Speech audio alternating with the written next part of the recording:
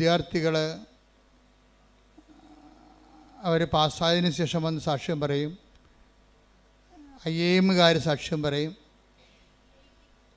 IIT-കാർ സാക്ഷ്യം പറയും. അപ്പോൾ ഇങ്ങനെയുള്ള വലിയ എഡ്യൂക്കേഷൻ അക്കാഡമിഷ്യൻസൊക്കെ വന്ന് സാക്ഷ്യം പറയുമ്പോൾ എനിക്കൊരു ആശങ്ക ഉണ്ടായിരുന്നു. അതായത് കാലക്രമത്തിൽ ഇത് വലിയ വിദ്യാഭ്യാസമുള്ളവരുടെ വിഷയങ്ങൾ മാത്രം അഡ്രസ്സ് ചെയ്യുന്നൊരു പ്രാർത്ഥനയായിട്ട് പദ്ധതിയായിട്ട് ഇത് മാറുമോ? കാര്യം അതൊരു ക്രിമിലേറെ വരത്തുള്ളൂ. ഒരു സമൂഹത്തിൽ 5% അക്കാഡമിഷ്യൻസ് വരത്തുള്ളൂ. ബാക്കി ഒരു 70% പ്രാദേശിക ജീവിതക്കാരും, ഇപ്പം ജീവിതം തന്നെ മറിയല്ലേ, വിദേശ ജീവിതക്കാരും പ്രാദേശിക ജീവിതക്കാരും അതിപ്രാദേശിക ജീവിതക്കാരുണ്ട്. വാർഡ് ജീവിതക്കാർ, പഞ്ചായത്ത് വാർഡിൽ നിന്ന് അവർ പുറത്ത് പോകത്തില്ല. ആ വാർഡിൽ ജനിച്ച് വാർഡിൽ ജീവിച്ച് വാർഡിൽ മരിച്ചു പോകും. അതാണ് നമ്മുടെ സാധാരണ മനുഷ്യർ. ഈ വാർഡിൽ ജനിച്ച് ജീവിച്ച് പോകുന്ന ആൾക്കാരുണ്ട്. അപ്പോൾ ഈ ഞാൻ പണ്ട് ഒക്കെ അഡ്രസ്സ് ചെയ്തിരുന്നതെല്ലാം അത്തരം ആൾക്കാരെയായിരുന്നു. കാര്യം അവരുടെ ജീവിതത്തിൽ അവരുടെ ഒരു വേർപ്പിലും വേദനയിലും അവർക്ക് ഒരു കൈത്താങ്ങ്, ഒരു കൈ പിടിച്ച് കൊടുക്കുക, നീ വിളിച്ചപേക്ഷിക്കുന്ന ദൈവം നിൻ്റെ കൂടെ തന്നെ ഉണ്ട് എന്ന് മനസ്സിലാക്കി കൊടുക്കുക. അപ്പോഴങ്ങനെ വന്നപ്പോഴെന്താ സംഭവിച്ചെന്ന് വെച്ച് കഴിഞ്ഞാൽ, ഇൻ്റലക്ച്വൽസും എഡ്യൂക്കേഷണലിസ്റ്റും അക്കാഡമിഷ്യൻസും അഡ്രസ്സ് ചെയ്യാൻ പറ്റാത്ത ഒരു കാലം ഉണ്ടായിരുന്നു. ഉടമ്പടി വന്നപ്പോൾ ഉടമ്പടി ഒരു ടെക്നിക്കൽ പ്രെയർ ആയത് കാരണം വളരെ ശാസ്ത്രീയമായിട്ട് അതിൻ്റെ ആന്തരികമായ അതിൻ്റെ ചേരുവകൾ ഫോർമുലയൊക്കെ മനസ്സിലാക്കി ഷാർപ്പ് ഷൂട്ട് ചെയ്താൽ അപ്പോൾ തന്നെ ഷോട്ട് ഡൗൺ ആകും അത്. അപ്പം അതുകൊണ്ട് ഈസിയാണ്.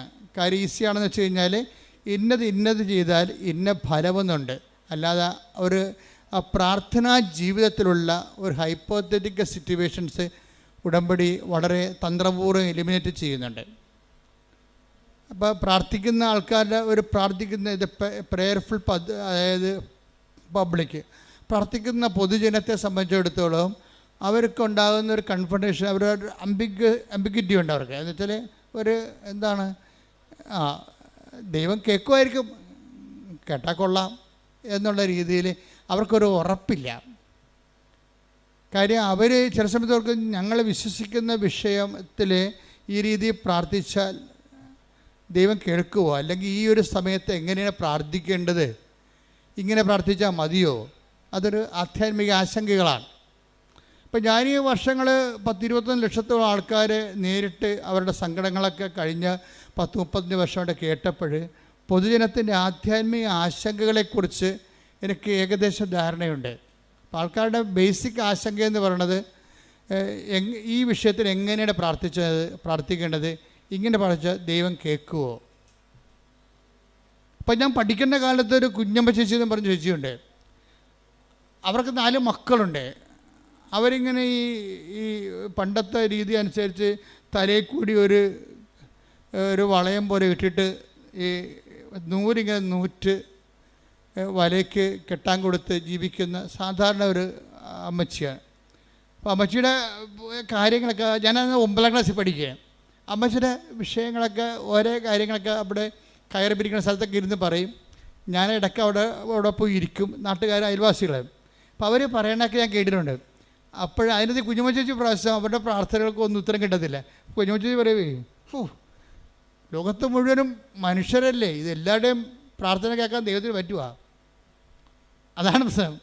ഇപ്പം മനുഷ്യന്മാരിങ്ങനെ മനുഷ്യന്മാർ കേൾക്കുന്ന പോലെ ലോകം മുഴുവൻ മനുഷ്യരല്ലേ, അവിടെയൊക്കെ എല്ലാവരുടെയും പ്രാർത്ഥന കേൾക്കാൻ ദൈവത്തിന് പറ്റുമോ? അപ്പോൾ ദൈവത്തെക്കുറിച്ചുള്ള അവരുടെ ഒരു പ്രാദേശിക ജ്ഞാനമാണത്. അത് പക്ഷേ അങ്ങനെയുള്ള ജ്ഞാനമുള്ള ഒത്തിരി പേരുണ്ട്. നമ്മുടെ വിഷയം മാത്രമല്ല ദൈവത്തിന്, അങ്ങനെ ചിന്തിക്കുന്ന ആൾക്കാരുണ്ട്. അപ്പോൾ വ്യത്യസ്തമായ അവരുടെ ഒരു ആധ്യാത്മിക ജ്ഞാനത്തിൻ്റെ ആ ഒരു പരിസരത്ത് നിന്നുകൊണ്ടാണ് അവരുടെ പ്രെയറിൽ ലോഞ്ച് ചെയ്യണത്. അപ്പോൾ അത്രയും തന്നെ ആ പ്രെയറിന് തുടങ്ങുമ്പോൾ തന്നെ അതിൻ്റെ അകത്ത് സംശയത്തിൻ്റെ കുമളമുള്ളത് കാരണം അത് വർക്കൗട്ട് ചെയ്യത്തില്ല. പക്ഷേ ഉടമ്പടിയിലേക്ക് വരുമ്പോൾ ഇങ്ങനെയുള്ള ഒരു കോമൺ പീപ്പിളായാലും ശരി, കുറച്ച് എക്സ്ട്രാ ഓർഡിനറി ആയിട്ടുള്ള പീപ്പിളായാലും ശരി, ഉടമ്പടിയുടെ ക്ലാസ്സുകൾ കേട്ട്, ജനങ്ങളുടെ സാക്ഷ്യങ്ങൾ കേട്ട്, അച്ഛൻ്റെ ഉടമ്പടി ധ്യാനമൊക്കെ കേട്ട് കഴിയുമ്പോൾ അവർക്ക് മനസ്സിലാകുന്ന ഒരു സത്യമുണ്ട്. ഇതൊരു സയൻറ്റിഫിക്കലി പ്രൂവൺ പ്രെയറാണ്. ഒരു ആധ്യാത്മിക ശാസ്ത്രം, ബൈബിൾ ശാസ്ത്രം ഉണ്ടല്ലോ, ബൈബിൾ ശാസ്ത്രം അനുസരിച്ച് പ്രൂവ് ചെയ്തിട്ടുള്ള ഒരു പദ്ധതിയാണ് കവനൻ്റ് എന്ന് പറയുന്നത്. ഈ കവനൻ്റെ കൂടെ വന്നിരിക്കുന്ന, കവനൻ്റ് ഇപ്പോഴുള്ളതല്ല, പണ്ടിനാലെ ദൈവം അതാത് കാലങ്ങളിൽ അപ്ഡേഷൻസ് ഉള്ള ഒരു പ്രാർത്ഥനയാണ് കവനൻ്റ് എന്ന് പറയുന്നത്. അപ്പോൾ കവനൻ്റെ ഒരു ഹിസ്റ്ററി ഓഫ് കവനൻ്റ് അല്ലെങ്കിൽ ഇവോൾവിങ് ഒരു പരിണാമം, കവനൻ്റ് ഉടമ്പടി ദൈവശാസ്ത്രത്തിൻ്റെ പരിണാമങ്ങളിലേക്ക് പോയി കഴിഞ്ഞാൽ നമുക്ക് മനസ്സിലാകും ഇതിന് ഘട്ടം ഘട്ടമായി കാലത്തിനൊപ്പം അപ്ഗ്രഡേഷൻ സംഭവിച്ചിട്ടുള്ളതാണ് ഉടമ്പടിയിൽ. നമ്മുടെ ഈ കാലത്ത് വന്നപ്പോൾ ഇവിടെ ദൈവത്തിൻ്റെ ഒരു പ്രധാനപ്പെട്ട വിഷയം, ഇത് ദൈവത്തിൻ്റെ ഒരു വിഷയമായി മാറി. ഇപ്പോൾ യേശു ക്രിസ്തുവിൻ്റെ എല്ലാ പ്രവർത്തനങ്ങളും ക്രിസ്തുവിൻ്റെ വിഷയമല്ലായിരുന്നു. പിതാവായ ദൈവത്തിൻ്റെയും പുത്രനായ ദൈവത്തിൻ്റെയും പരിശുദ്ധാത്മാവായ ദൈവത്തിൻ്റെയും ത്രിയേക ദൈവത്തിൻ്റെ പൊതുവിഷയമായിരുന്നു യേശു ക്രിസ്തുവിൻ്റെ മിഷനല്ല. ദ മിഷൻ ഓഫ് ജീസസ് ദൈവത്തിൻ്റെ വിഷയമായിരുന്നു. അപ്പോൾ ദൈവത്തിൻ്റെ വിഷയമാകുമ്പോൾ അതിൻ്റെ മുതൽ മുടക്കെല്ലാം ദൈവമാണ്. മുതൽ മുടക്കാൻ വേണ്ടി ദൈവം അറ്റം വരെ തയ്യാറാണ്. അതാണ് തൻ്റെ ഏകജാതനെ നൽകാൻ. ആ മുതലിന്, ആ ഒരു പദ്ധതിക്ക് വേണ്ടി അവസാനത്തെ എക്സ്പെൻഡിച്ചർ തൻ്റെ ഏകജാതിനെ 3:16 സ്തുതിക്കട്ടെ. Hallelujah hallelujah hallelujah hallelujah. യേശുവേ നന്ദി, യേശുവേ സ്തുതി. Hallelujah hallelujah hallelujah hallelujah. യേശുവേ മഹത്വം മഹത്വം ആരാധന. യോഹന്നാൻ 3:16 എന്തെന്നാൽ അവനിൽ വിശ്വസിക്കുന്ന അവനിൽ വിശ്വസിക്കുന്ന ഏവനും നശിച്ചു പോകാതെ നിത്യജീവൻ പ്രാപിക്കുന്നതിനു വേണ്ടി തന്റെ ഏകജാതനെ നൽകാൻ തക്കവിധം ദൈവം ലോകത്തെ അത്രമാത്രം സ്നേഹിച്ചു. അപ്പോൾ ദൈവം ലോകത്തെ അത്രമാത്രം സ്നേഹിച്ചത് കൊണ്ട് തൻ്റെ ഏകജാതനെ മുഴുവനായിട്ട് വരെ നൽകാൻ, അതിൻ്റെ ക്യാപിറ്റൽ അതാണ്. രക്ഷാകര പദ്ധതിയുടെ ക്യാപിറ്റൽ എന്ന് പറയുന്നത് ഏകജാതനെ മുഴുവനും കൂടി നൽകിയ പാപത്തിന് പരിഹാരം ചെയ്യേണ്ടി വന്നപ്പോൾ അതിന് പോലും ദൈവം ചെലവഴിച്ചതാണ്. അപ്പോൾ ആ ദൈവത്തിൻ്റെ ആ ചെലവഴിക്കൽ നിന്നാണ് ക്രിസ്തുശാസ്ത്രം രൂപപ്പെട്ട് വരണത്. പ്രായോഗിക ജീവിതബന്ധിയായ ക്രിസ്തുശാസ്ത്രം. ഇപ്പോൾ ഒരു അക്കാഡമിക് ക്രിസ്തുശാസ്ത്രമുണ്ട്, പക്ഷെ ഒരു കാലബന്ധിയായ ഒരു ക്രിസ്തുശാസ്ത്രമുണ്ട്. അപ്പോൾ ഈ 3:16 ഡെവലപ്പ് ചെയ്ത് വരുമ്പോൾ പിന്നീട് പൗലോസ് പറയും നമ്മൾക്ക് യേശുക്രിസ്തുവിന് നൽകിയവൻ. ശ്രദ്ധിക്കട്ടെ. Hallelujah hallelujah hallelujah hallelujah. Roma 8:32 സ്വപുത്രനെ പോലും ഒഴിവാക്കാതെ ഒഴിവാക്കാതെ നമുക്കെല്ലാവർക്കും വേണ്ടി അവനെ ഏൽപ്പിച്ചു തന്നവൻ അവനോട് കൂടെ സമസ്തവും നമുക്ക് ദാനമായി നൽകാതിരിക്കുമോ? അവിടെ അതിൻ്റെ ഒത്തിരി വാക്കുകൾ ദൈവത്തിൻ്റെ തനത് മൈൻഡ് വെളിപ്പെടുത്തുന്നുണ്ട്. അതായത് ഈ റോമ 8:32 യോഹന്നാൻ 3:16 തമ്മിൽ ലിങ്ക് ആയിരിക്കണം. എന്താണ് 3:16 എന്താ പറയണത്? തൻ്റെ ഏകജാതനെ നൽകാൻ തക്കവിധം ദൈവം അത്രമാത്രം നമ്മളെ ലോകത്തെ സ്നേഹിച്ചു. അപ്പോൾ ഈ എന്തുകൊണ്ടാണ് ദാനമായിരിക്കണം മനസ്സിലാക്കണം. ഉടമ്പടി വർക്ക് ചെയ്യണത് നോട്ട് ബൈ മെറിറ്റിലാണ്, പിന്നെന്താണ്? But by grace. അപ്പം മനുഷ്യൻ്റെ ജീവിതത്തിൻ്റെ എല്ലാ വിഷയങ്ങളിലും നമ്മളുടെ ഇപ്പം നിങ്ങൾക്കൊരു സ്റ്റാൻഡേർഡ് ഉണ്ടാകുമല്ലോ അല്ലേ? നിങ്ങളുടെ ഒരു വാല്യൂ അല്ലെങ്കിൽ നിങ്ങളുടെ ഒരു കഴിവ്. പക്ഷേ നമ്മുടെ കഴിവും നമ്മുടെ ജീവിതവും തമ്മിൽ ഒരു കാലത്തും പൊരുത്തപ്പെടത്തില്ല. എന്താ കാര്യം? നമ്മളുടെ ജീവിതത്തിൻ്റെ വെല്ലുവിളി നമ്മുടെ കഴിവിനേക്കാൾ എപ്പോഴും മുകളിലായിരിക്കും. അതെപ്പോഴും അങ്ങനെയുണ്ട്. ലൈഫ് സെറ്റിൽ ചെയ്തിരിക്കുന്നതും ലൈഫ് ഇവോൾവ് ചെയ്തിരിക്കുന്നതും ജീവിതം ആയിത്തീർന്നിരിക്കുന്നതായിട്ടുള്ള അവസ്ഥ എന്ന് വെച്ച് കഴിഞ്ഞാൽ എപ്പോഴും നമ്മുടെ കഴിവിനേക്കാളും ഉപരിയായിരിക്കും നമ്മൾക്ക് കൈകാര്യം ചെയ്യേണ്ട വിഷയം. കഴിഞ്ഞ ദിവസത്തിൽ ഒരു മജിസ്ട്രേറ്റിൻ്റെ സാക്ഷ്യം എന്താ അറിയാമോ?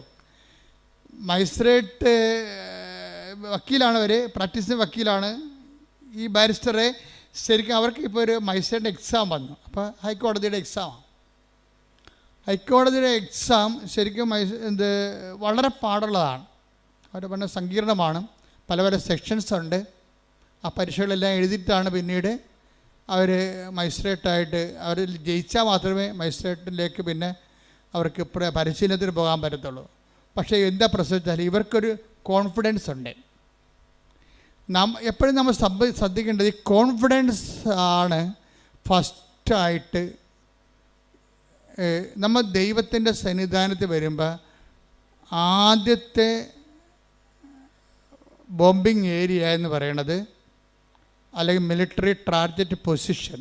ഇപ്പം മിലിറ്ററി പൊസിഷൻ എന്ന് പറയത്തില്ലേ, ബോംബ് ചെയ്യുന്ന വിമാനങ്ങൾക്കൊരു പൊസിഷൻ ഉണ്ടാകും.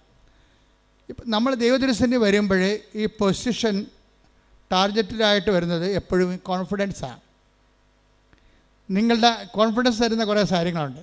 നിങ്ങളുടെ ഈ കോൺഫിഡൻസ് എന്ന് പറയുന്നതാണ് നിങ്ങൾ. പക്ഷെ ആ നിങ്ങൾക്ക് ഇപ്പോൾ നിങ്ങളുടെ അതിജീവനത്തിന് നിങ്ങളുടെ മുമ്പിൽ വന്നിരിക്കുന്ന വെല്ലുവിളിയെ തരണം ചെയ്യാനുള്ള കഴിവുണ്ടാകത്തില്ല. മനസ്സിലായില്ലേ? അപ്പോൾ ഇത് നിങ്ങളുടെ കോൺഫിഡൻസ് പൊളിച്ച് പണിയേണ്ടി വരും. ഇപ്പം തന്നെ ഈ റോഡ് ചെയ്യണവർ ഇപ്പം നല്ല റോഡിൽ വണ്ടി പോകുന്നുണ്ട്, പക്ഷേ റോഡ് അവർ പൊളിക്കുകയാണ്. മൊത്തം പൊളിച്ചിട്ട് അതെല്ലാം പൊടിച്ച് റീകോൺക്രീറ്റ് ചെയ്യുകയാണ്. എന്താ കാര്യം? അവർക്ക് ഗ്യാരണ്ടി ഉണ്ട്, അടുത്ത ഒരു 50 കൊല്ലത്തേക്ക് തലമുറകളെ കോടിക്കണക്കിന് വാഹനം ഓടേണ്ടതാണ്. അതനുസരിച്ച് ഈ റോഡ് അതിന് പറ്റത്തില്ല, അതുകൊണ്ട് അവർ പൊളിക്കുകയാണ്. ദൈവം ചെയ്യേണ്ടത് ഏതാണ്ട് ഇതേ പരിപാടിയാണ്. നിങ്ങളുടെ കോൺഫിഡൻസ് ആദ്യം പൊളിക്കും. കോൺഫിഡൻസിൻ്റെ ഓരോ ഏജൻറ്റ് നോക്കിയാൽ മതി, പണി വരാൻ പോണത് എവിടെയാണെന്നൊക്കെ അറിയാൻ പറ്റും. ഒന്നെങ്കിൽ നമ്മുടെ ആരോഗ്യമായിരിക്കും.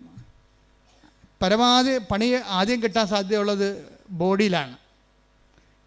ബോഡി എപ്പോഴും നിങ്ങൾ ശ്രദ്ധിച്ച് പ്രാർത്ഥനാപരമാക്കുകയാണ്. പിന്നെ കിട്ടാൻ പോകുന്നത്, പിന്നെ ബോംബ് വീഴാൻ സാധ്യതയുള്ളത് കോമ്പറ്റീഷനിലാണ് വരണത്. നിങ്ങൾ ചിലപ്പോൾ സ്കൂളിൽ റാങ്കാകാം.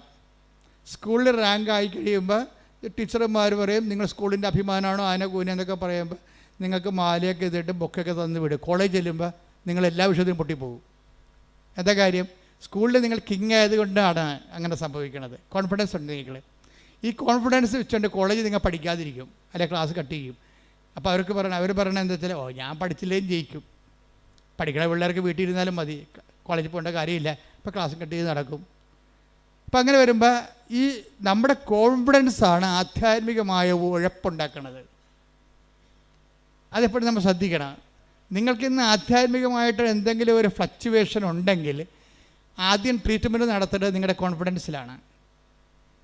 കാര്യം നിങ്ങളുടെ വിദ്യാഭ്യാസം ചിലർക്ക് തറവാടിത്തമാണ്. അതായത് ഇപ്പോൾ ഒരു ജോലിയുണ്ട്, ജോലി വന്നിട്ടുണ്ട്, അത് ഇതിലാണ് വന്നിരിക്കുന്നത്, ട്രാൻസ്പോർട്ട് ബസ് കണ്ടക്ടറാകാനുള്ള ജോലിയാണ്. അപ്പോൾ ഇവരെ പെറ്റ് വീണ കാര്യത്തിൽ തന്നെ IAS എടുപ്പിച്ചാണ് മാതാപിതാക്കന്മാർ വളർത്തുന്നത്.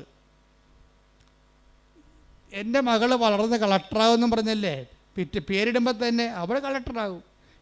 ഈ കുഞ്ഞ് ഞാൻ കളക്ടറാകും എന്ന് പറഞ്ഞുകൊണ്ട് ഇരുന്ന് അവസാനം ഒരു വണ്ടിക്കും കയറി പോകത്തില്ല. വന്ന വണ്ടി പോകും, ഞാൻ കളക്ടറിൻ്റെ വണ്ടി കളക്ടറിൻ്റെ വണ്ടി വരാൻ അവസാനം തെണ്ടി പെറുക്കി പട്ടിണിയായി കയറി നാറി കഴിയുമ്പോഴാണ് വല്ല വണ്ടിയും കയറി പോയാൽ മതി, അപ്പോൾ കാലം കഴിഞ്ഞു പോകും.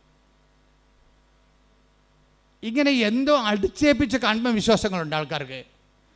ആരോ അടിച്ചേൽപ്പിച്ച വിശ്വാസം. നീ കളക്ടർ വരെ കുന്തമില്ല, നിൻ്റെ കഴിവനുസരിച്ച് നീ അധ്വാനിക്കുക, ബാക്കി ദൈവം ക്രമീകരിക്കും. മനസ്സിലായ? എനിക്ക് ആഗ്രഹത്തിൻ്റെ അടിമയാകരുത്, ആഗ്രഹത്തിൻ്റെ യജമാനനാകണം. മനസ്സിലായില്ലേ? ആഗ്രഹത്തിൻ്റെ അടിമയായിട്ട് നീ ഒരു ലക്ഷ്യം വെച്ചിട്ട് അതിൽ നിന്ന് തന്നെ പിടിച്ചിട്ട് നിൽക്കുകയാണ്. ഞാൻ ചില ഈ 12 പ്രാവശ്യമൊക്കെ OIT എഴുതുമ്പോൾ പറഞ്ഞു, എൻ്റെ മകളെ 12 പ്രാവശ്യമായി, ആരോ പറഞ്ഞ് നിൻ്റെ തലയെ കയറ്റിയതാണ്, നീയും കെട്ടിയവരും കൂടി കാനഡയിൽ താമസിക്കുമെന്ന്. അപ്പോൾ അതിൻ്റെ സ്വപ്നം കൊണ്ട് നടക്കുകയാണ്. ശരിക്കും ഞാനിതിനൊന്നും എതിർക്കണില്ല.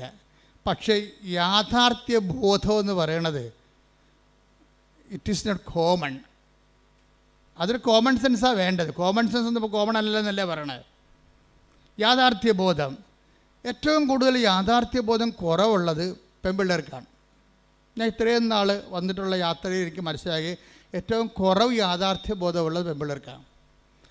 അവർ ഒന്ന് പറഞ്ഞാലും മനസ്സിലാകത്തില്ല, അവർക്ക് ഒന്ന് പറഞ്ഞാൽ മനസ്സിലാകത്തില്ല. എന്ന് വെച്ചാൽ നിങ്ങൾ ഡിഗ്രഡേറ്റ് ചെയ്യണമെന്നല്ല ഞാൻ പറയണത്.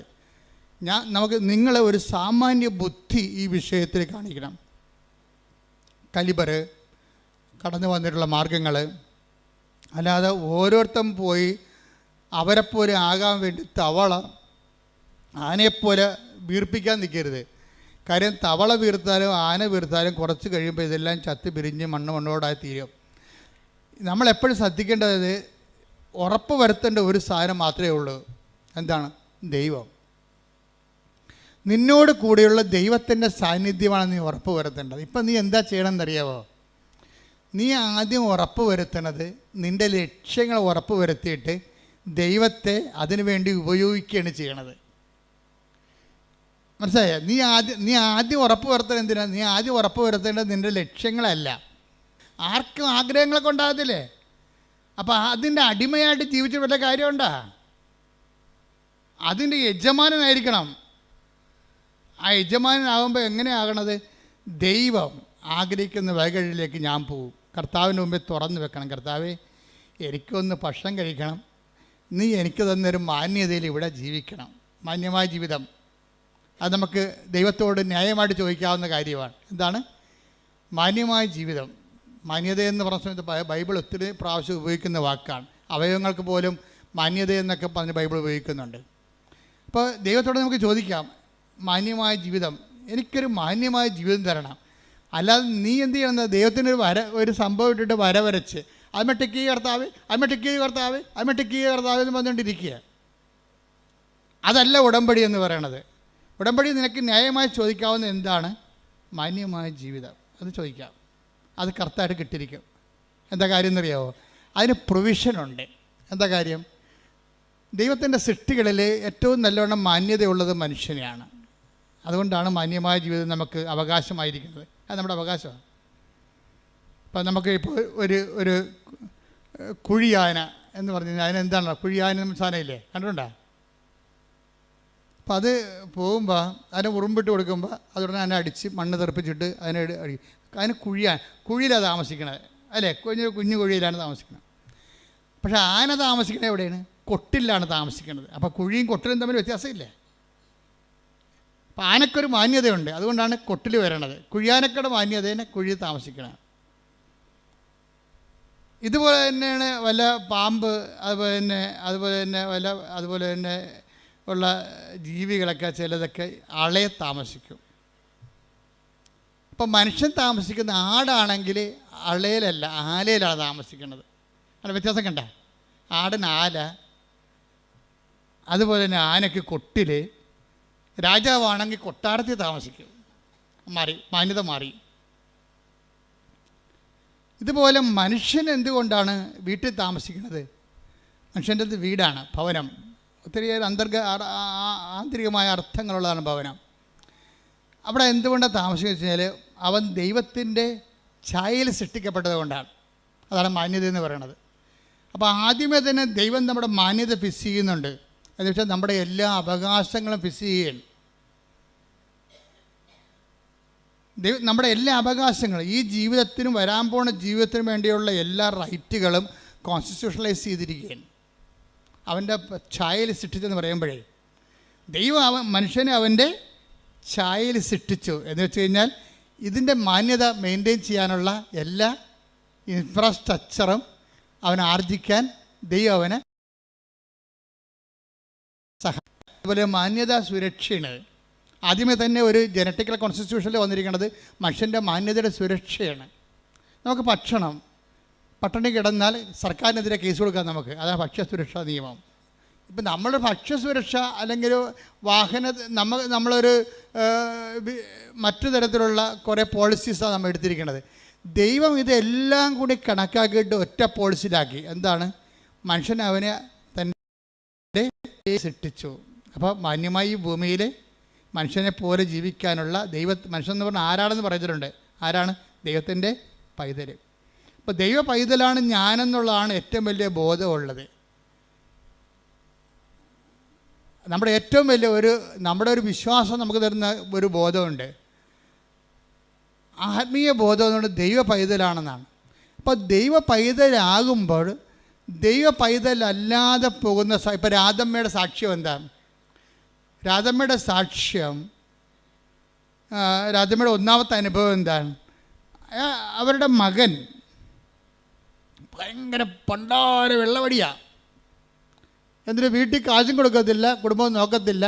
രാധമ്മ തന്നെ വീട്ടുവരക്ക് പോയിട്ടാണ് മകൻ്റെ ഭാര്യയും കുഞ്ഞുങ്ങളെയും പോറ്റേണ്ടത്. What a pathetic condition. കണ്ടില്ലേ? This is life. ഇവരെ അഡ്രസ്സ് ചെയ്യണമെന്ന് ഞാൻ അമ്മയോട് പല പ്രാവശ്യം പറഞ്ഞിട്ടുണ്ട്. ഒത്തിരി ക്രിമിനലിനെ നീ അഡ്രസ്സ് ചെയ്യുന്നുണ്ട് ഈ പുതിയ കാലത്ത്. അതേസമയം തന്നെ ഇതിൻ്റെയൊക്കെ എല്ലാം നിലനിർത്തിക്കൊണ്ടിരിക്കുന്ന അടിസ്ഥാന സിസ്റ്റത്തിൽ താമസിക്കുന്ന ആൾക്കാരെ ഉടമ്പടിയിൽ അഡ്രസ്സ് ചെയ്യണമെന്ന് അമ്മയോട് ഞാൻ പല പ്രാവശ്യം പറഞ്ഞിട്ടുള്ളതാണ്. കാര്യം സങ്കടക്കാർ വരുമ്പോഴേ, ഇപ്പം ഞാൻ ചിലർ പറയും 65 വയസ്സെന്ന് പറയും നിങ്ങൾ ഞങ്ങളെ കൊണ്ട് ഉടമ്പടി എടുപ്പിക്കത്തില്ല. ചില 65 വയസ്സുകാർ എൻ്റെ അടുത്ത് വന്ന് സങ്കടം പറയും, അച്ഛന്മാരത്തും പറയും, എന്താ ഞങ്ങളെ കൊണ്ട് ഉടമ്പടി എടുപ്പിക്കാത്തത്, ഞങ്ങൾക്ക് ജീവിക്കേണ്ടതെന്നൊക്കെ ചോദിക്കും. എന്നോടൊന്ന് ചോദിക്കുമ്പോൾ പറയും, എൻ്റെ ചേച്ചമ്മേ നിങ്ങൾക്ക് ജീവിക്കണം, നിങ്ങൾക്ക് 67 വയസ്സുണ്ട്, നിങ്ങൾ നേരെ ഒന്ന് വെടിപ്പായിട്ട് മാതാവിൻ്റെ കണ്ണിട്ട് നോക്കിയിട്ട് കറഞ്ഞിട്ട് ആര്യം വന്നിട്ട് പോകും. നിങ്ങളെ ഇത്രയും ഉടമ്പടി പോലെ ആപതും ആരോഗ്യമൊക്കെ ഉള്ളവരാണ് ഉടമ്പടി എടുക്കുന്നത്. അത് എടുത്തിട്ട് ഉഴപ്പി പിന്നെയും വന്ന് പണി മേടിക്കേണ്ട കാര്യമില്ല. നിങ്ങൾക്കുള്ളത് അമ്മ വിളമ്പി വെച്ചിട്ടുണ്ട്. ചില ആൾക്കാർക്ക് നോക്കുകയിലേ ഉള്ള മാതാവിൻ്റെ മുഖത്തിട്ട്.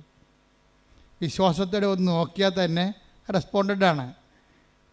അപ്പം അതുകൊണ്ട് തന്നെ പക്ഷേ ഉടമ്പടി എടുക്കാൻ കഴിവുള്ളവൻ മാതാവിനെ നോക്കി പഠിപ്പിച്ചാൽ മാതാവ് ചിലപ്പോൾ ഇവിടുന്ന് ഒറ്റ നടക്ക് പോയില്ലെന്ന് വരും.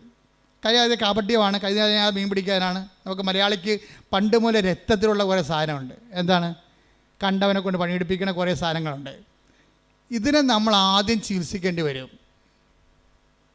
എന്ന് വെച്ച് കഴിഞ്ഞാൽ മലയാളിക്ക് ആദ്യം എന്തൊക്കെ മലയാളികളുടെ പഴഞ്ചൊല്ല് നോക്കിയാൽ മതി. 2000 കൊല്ലമായിട്ട് ഈ വസ്തു എങ്ങനെ ജീവിച്ചെന്ന് മനസ്സിലാകും. എംബ്രാൻ്റെ വെട്ടത്ത് വാര്യയുടെ അത്താഴം. വാര്യയുടെ കളറാണെന്ന് മനസ്സിലായില്ലേ? വാര്യർ ഒരിക്കലും എണ്ണ കൊണ്ട് കാശ് മുടക്കി വിളക്ക് കത്തിക്കത്തില്ല. എംബ്രാൻ്റെ പടിപ്പുരയിൽ രാജാവ് അല്ലെങ്കിൽ നാട്ടുപ്രമാണി അല്ലെങ്കിൽ കരപ്രമാണി അല്ലെങ്കിൽ ഊരാളിയുടെ പടിപ്പുരയ്ക്ക് വിളക്ക് വെക്കാൻ രാജാവ് അനുവാദം കൊടുത്തിട്ടുണ്ട്. എല്ലാവർക്കും പടിപ്പുര വിളക്ക് വെക്കാൻ പറ്റത്തില്ല. തിരുവിതാംകൂറിലും കൊച്ചിയിലും പടിപ്പുര വിളക്ക് വെക്കണമെന്നുണ്ടെങ്കിൽ ഭണ്ഡാരത്തിൽ കൊണ്ട് പണം അടക്കണം. ഭണ്ഡാരത്തിൽ പണം അടക്കാൻ കഴിവില്ലാത്തവന് വിളക്ക് വെക്കാൻ അനുവദിക്കത്തില്ല. ഭാര്യർ ഭണ്ഡാരത്തിൽ പണം അടക്കാൻ ഭാര്യന് കാശില്ല. അപ്പോൾ ഊരാളെങ്കിൽ ചെന്നിട്ട് എന്ത് ചെയ്യും? അവിടുത്തെ വിളക്ക് പടിപ്പുര വെക്കുമ്പോൾ വീട്ടിൽ അത്താഴം എടുത്തുകൊണ്ട് ഭാര്യർ ഊരാളെങ്കിൽ ചെല്ലും. അവിടെ ചെന്നിട്ട് അവരുടെ വെട്ടത്തിൽ ഇരുന്നുകൊണ്ട് ഭക്ഷണം കഴിക്കും. അത് ഭാര്യർ പോകും. അതാണ് എംബ്രാൻ്റെ വെട്ടത്ത് ഭാര്യയുടെ അത്താഴം. ചിലർ പറയും കൈ നനയാതെ മീൻ പിടിക്കുക. അതാണ് സംഭവം. എന്ന് വെച്ചാൽ ചൂണ്ടിക്കാണിച്ചു കൊടുക്കും, ആ ഈ മീൻ പിടി കറക്കുന്നതിനെ നിൽക്കും, മറ്റവൻ കഴുത്തപ്പം വെള്ളത്തിൽ കിടക്കും. അതാണ് കൈ നനയാതെ മീൻ പിടിക്കുക. പിന്നെ തുമ്പിയെ കൊണ്ട് കല്ലെടുപ്പിക്കുക. അപ്പോൾ ഇതൊക്കെ മലയാളിയുടെ ബേസിക് മെറ്റീരിയൽ നേച്ചറിലുള്ളതാണ്. ഇതിന് ആധ്യാത്മികതയിൽ ബൈബിള് ഇതിന് നല്ലവണ്ണം ചികിത്സിക്കും ഈ രോഗത്തിനെ. അതേപോലെ ദ്രവീഡീയമായ ദ്രാവിഡരുടെ ഇടയിൽ കാണുന്ന ഒരു രോഗമാണത്. കണ്ടവനെ കൊണ്ട് പണിയെടുപ്പിക്കുക, പപ്പായെ കൊണ്ട് ഉടമ്പടിപ്പിക്കുക. അതാണ് സാധനം.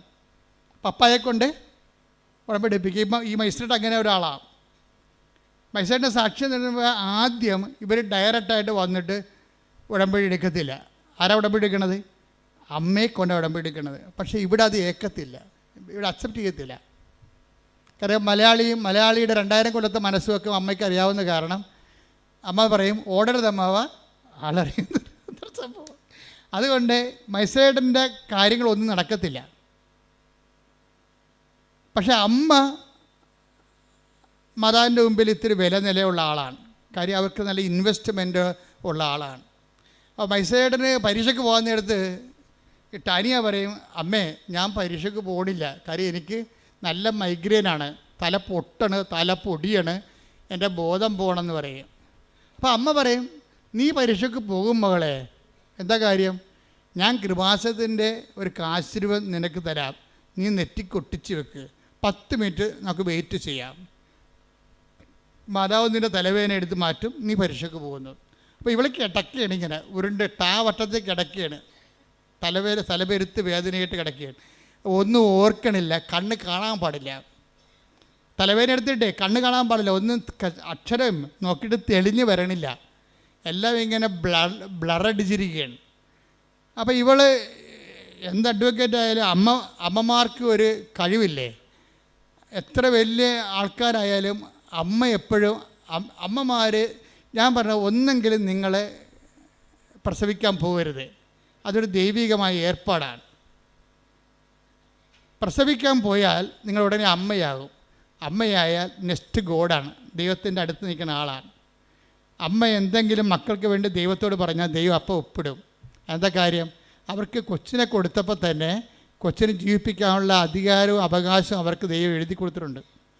പക്ഷേ അവർ അമ്മയായിട്ട് ജീവിക്കണം, അല്ല വയറ്റിട്ട് അതിനെ കൊല്ലാൻ പോയി കഴിഞ്ഞാൽ ദൈവത്തിന് അറിയാം, നീ അമ്മയല്ല, കൊലപാതകയാണ്, 2 കുഞ്ഞുങ്ങളെ കൊന്ന ആളാണ്, ഈ അഭ്യാസം കൊണ്ട് എൻ്റെ അടുത്ത് വരരുത്, പഴയകാലം ഓർക്കണം. അതിനാണ് ഉടമ്പടിയിൽ അനുതാപം വെച്ചിരിക്കുന്നത്.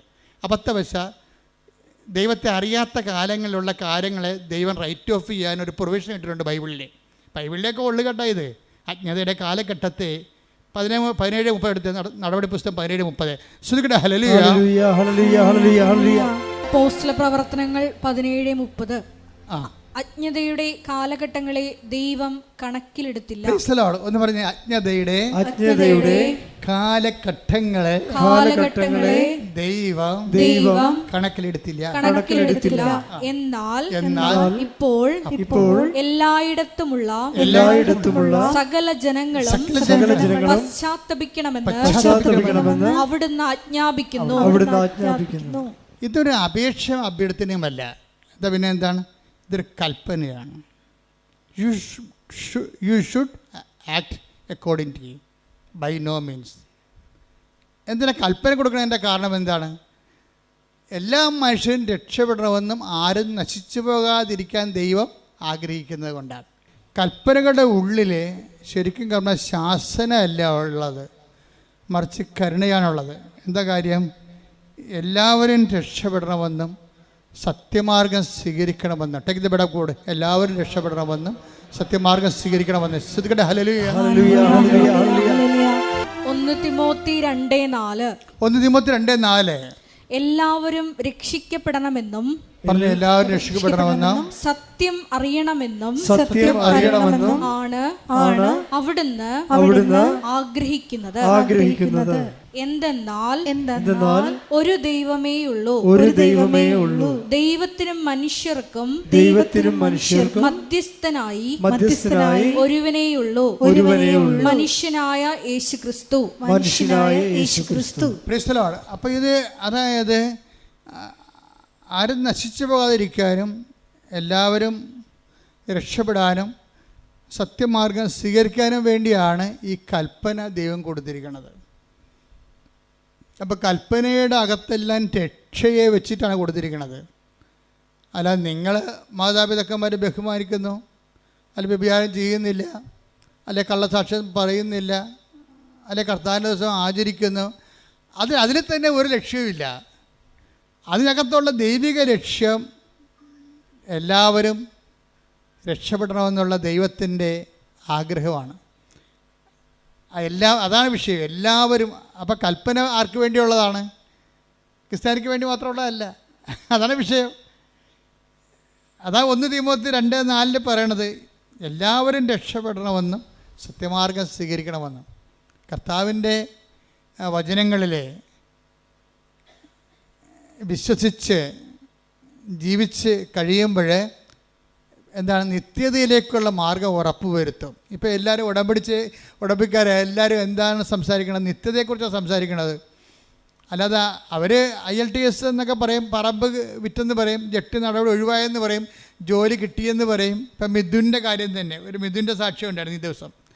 മിഥുൻ്റെ സാക്ഷ്യം, മിഥുൻ്റെ ഒരു വിഷയം, നിങ്ങളെപ്പോലെ തന്നെ മിഥു ഇവിടെ വന്ന് മിഥു അപ്പൻ ഉടമ്പടി എടുത്ത്, അതാണ് ഞാൻ പറഞ്ഞത്, തുമ്പിയെ കൊണ്ട് കല്ലടിപ്പിക്കുക, എബ്രാൻ്റെ വെട്ടത്ത് വാരത്താഴം, അപ്പനെ കൊണ്ട് ഉടമ്പിടിപ്പിച്ചിട്ട് അവൻ കാറിലിരുന്നെന്നാണ് പറയണത്. മനസ്സിലായില്ലേ? അപ്പോൾ ഇവിടെ വന്ന് കുറച്ച് നേരം ഇങ്ങനെ ഇരുന്ന് വെച്ചാൽ കുറച്ച് ബോറടിച്ച് വിളിക്കുക. ഇവിടുത്തെ ഈ മൊത്തക്കൊടയും അതുപോലെ തന്നെ പ്രദക്ഷിണവും ഇവിടുത്തെ പ്രാർത്ഥനയും സാക്ഷിയൊക്കെ കേട്ടിട്ട് പുള്ളി ഇത് എനിക്ക് പറഞ്ഞിട്ടുള്ളതല്ല എന്ന് പറഞ്ഞുകൊണ്ട് അവിടെ ഇരുന്ന് കുറച്ച് നേരം. ആദ്യത്തെ സ്റ്റെപ്പ് അങ്ങനെയാണ്, എനിക്ക് പറഞ്ഞിട്ടുള്ളതല്ല ഇത്, നമുക്ക് പറ്റത്തില്ല, നമുക്ക് പറഞ്ഞിട്ടുള്ളതല്ല എന്ന് പറഞ്ഞു അവിടെ ഇരുന്ന്. അപ്പോൾ തന്നെ ഇവൻ എഴുന്നേറ്റ് പോയി കാറിലിരുന്നിട്ട് അവൻ സിനിമ കണ്ട്. പോരെ, ഉടമ്പടി കാണാൻ അപ്പനെ കൊണ്ട് ഉടമ്പടിപ്പിക്കാൻ വന്നവൻ സിനിമ കണ്ട്. എന്താ കാര്യം? അവന് നല്ല കോൺഫിഡൻസ് ആയിരുന്നു, അപ്പന് ഇവരെ തീറ്റി കൊടുക്കുന്നത് അവനാണെന്ന്. അവൻ്റെ പ്രശ്നം തന്നെ. മിഥുൻ്റെ പ്രശ്നം എന്താണ്? മിഥു എന്തുകൊണ്ടാണ് ഇവിടെ വന്നിട്ട് 10 മിനിറ്റ് ഇതെല്ലാം നോക്കിയിരുന്നിട്ട് നേരെ കാറിൽ പോയിരുന്ന് TV കണ്ട എന്താണ്? അപ്പനും അമ്മയ്ക്കും പെങ്ങൾക്കും എല്ലാം ഭക്ഷണം കൊടുക്കുന്ന ആരാണ്? തൻ്റെ ജോലി കൊണ്ടാണ്. അതാണ് പ്രശ്നം. താനാണ് അവിടെ ദൈവം. പിന്നെ മറ്റൊരു ദൈവം, ഈ മറ്റൊരു ദൈവത്തിൻ്റെ സാധ്യത കൽപ്പനയിലുള്ളതാണ്. മറ്റൊരു ദൈവം മിക്കവാറും നമ്മൾ തന്നെയായിരിക്കും. എപ്പോഴും മനുഷ്യന് ഒരു പ്രവണത ഉണ്ട്, മറ്റൊരു ദൈവത്തെ സൃഷ്ടിക്കാനുള്ള പ്രവണത. ഞാൻ ബുദ്ധിസം പഠിക്കുന്ന ആളാണ്. ബുദ്ധിസം പഠിച്ച് കഴിഞ്ഞ ദിവസങ്ങളിൽ പോയി ഒരു സാറുമായിട്ട് ബുദ്ധിസത്തെക്കുറിച്ച് സംസാരിച്ചു. ഇപ്പം ഞാൻ പറഞ്ഞ് ബുദ്ധനും അവസാനം എത്തിയത് താൻ ദൈവമാണെന്ന് പറഞ്ഞുകൊണ്ടാണല്ല. ബുദ്ധനിൽ ദൈവവിശ്വാസം ഇല്ലാത്ത ആളാണ്, റാഷണലായിട്ട് ചിന്തിക്കുന്ന ആളാണ്. പക്ഷേ മരിക്കാൻ നേരത്ത് പറഞ്ഞു, എൻ്റെ ദഹിപ്പിച്ച പൊടി എടുത്ത് നിങ്ങൾ ഒരു തൂണുണ്ടാക്കി വെക്കണം. ആ സ്തൂപം കാണുമ്പോൾ നിർവ്വാണത്തെക്കുറിച്ച് ആഗ്രഹിക്കുന്ന എല്ലാവരും ആനന്ദമുണ്ടാകും. അതാണ് അല്ലയോ ആനന്ദം എന്ന് പറഞ്ഞു തുടങ്ങുന്ന അപ്പം മനുഷ്യനെ അന്വേഷിച്ച് അവസാനം എത്തണം എവിടെയാണ്? അവനാണ് ദൈവം എന്നാണ്. അതാണ് അഹം ബ്രഹ്മാസി, ഞാനാണ് ദൈവം. പോരെ, മനുഷ്യന് മറ്റൊരു ദൈവത്തെ സൃഷ്ടിക്കാനുള്ള ഒരു മാനുഷിക പ്രവണത എന്നും ഉണ്ടാകും. ഇതിനെ അഡ്രസ്സ് ചെയ്തുകൊണ്ടാണ് ബൈബിൾ കൽപ്പന ഇറക്കിയിരിക്കുന്നത്. കാര്യം എന്താണ്? നീ തന്നെ ദൈവമാണെങ്കിൽ പിന്നെ യാത്ര അവസാനിപ്പിക്കാവില്ല, നിത്യത അവസാനിപ്പിക്കാവില്ല. നിത്യതയെ മൂടിക്കെട്ടിക്കൊണ്ട് നിന്നെ തന്നെ ദൈവമാക്കി ആത്മീയ അന്വേഷണത്തെ നിന്നിലേക്ക് തിരിച്ചുവിടും. വഴി യൂട്ടേൺ അടുപ്പിക്കും. ബൈബിൾ യൂട്ടേൺ അടുപ്പിക്കത്തില്ല. ബൈബിൾ പറയും നേരെ നീണ്ടു കിടക്കുകയാണ് വഴി, ദൈവത്തിലേക്ക് നടക്കാൻ പറയും. പുറപ്പാട് 23 ശ്രുതികട ഹല്ലേലൂയ. ഞാനല്ലാതെ വേറെ ദേവന്മാർ നിനക്കുണ്ടാകരുത്. Praise the Lord. അപ്പം മിഥുനിലെ ഒരു മറ്റൊരു ദൈവം രൂപപ്പെട്ട് വരികയാണ്. അവൻ്റെ വിദ്യാഭ്യാസം, അവൻ്റെ ജോലി, അവൻ്റെ ശമ്പളം ഇവനെ മറ്റൊരു ദൈവമായിട്ട് മാറ്റും. This is our confidence. ഈ കോൺഫിഡൻസ് എപ്പോഴും ഒരു മിലിറ്ററി പൊസിഷനായിരിക്കും, ടാർഗറ്റ് ചെയ്യാൻ സാധ്യതയുള്ള സ്ഥലം. മിലിറ്ററി ടാർഗറ്റ് സ്ഥലമാണത്. അത് ഞാൻ ആദ്യം ടാർഗറ്റിനെ കുറിച്ച് പറഞ്ഞത്. നമ്മുടെ കോൺഫിഡൻസ് എവിടെയോ അവിടെയായിരിക്കും ബോംബ് വീഴാൻ സാധ്യത. ക്രിസ്തു എന്താ പറഞ്ഞത്? നിൻ്റെ ഹൃദയം എവിടെയോ അവിടെയായിരിക്കും നിൻ്റെ നിക്ഷേപം. ഇതുപോലെ തന്നെ അതിൻ്റെ അതിൻ്റെ വ്യാഖ്യാനമാണ്, നിൻ്റെ ആത്മവിശ്വാസം എവിടെയോ അവിടെയായിരിക്കും നിൻ്റെ ആത്മനാശം. ശ്രുതികട ഹല്ലേലൂയ. ഈ ദൈവത്തിന് ആവശ്യമില്ല. വീട്ടിൽ അപ്പന് വരെ ചിലവ് കൊടുക്കുന്ന ദൈവം ഞാനാണ്. മനസ്സിലായി? അതാണ് വിഷയം. അപ്പോൾ ഈ വേറെ ദൈവത്തെ ആത്മവിശ്വാസത്തിൻ്റെ ഒരു പ്രശ്നം എന്താ?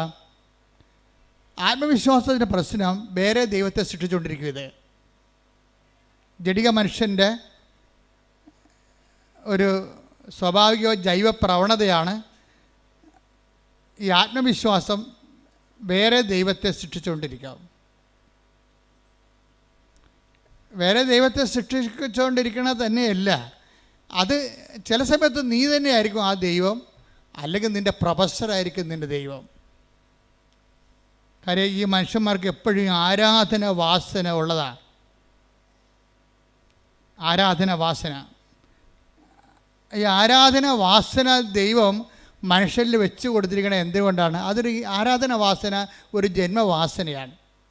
വാസനയല്ലേ, അത് ഇൻസ്റ്റിങ്ക്റ്റ് അല്ലേ? ആരാധന വാസനയാണ്, ഇൻസ്റ്റിങ്ക്റ്റാണ്. ഇപ്പം ഇവിടെ ഒരു പുഴയാണ്.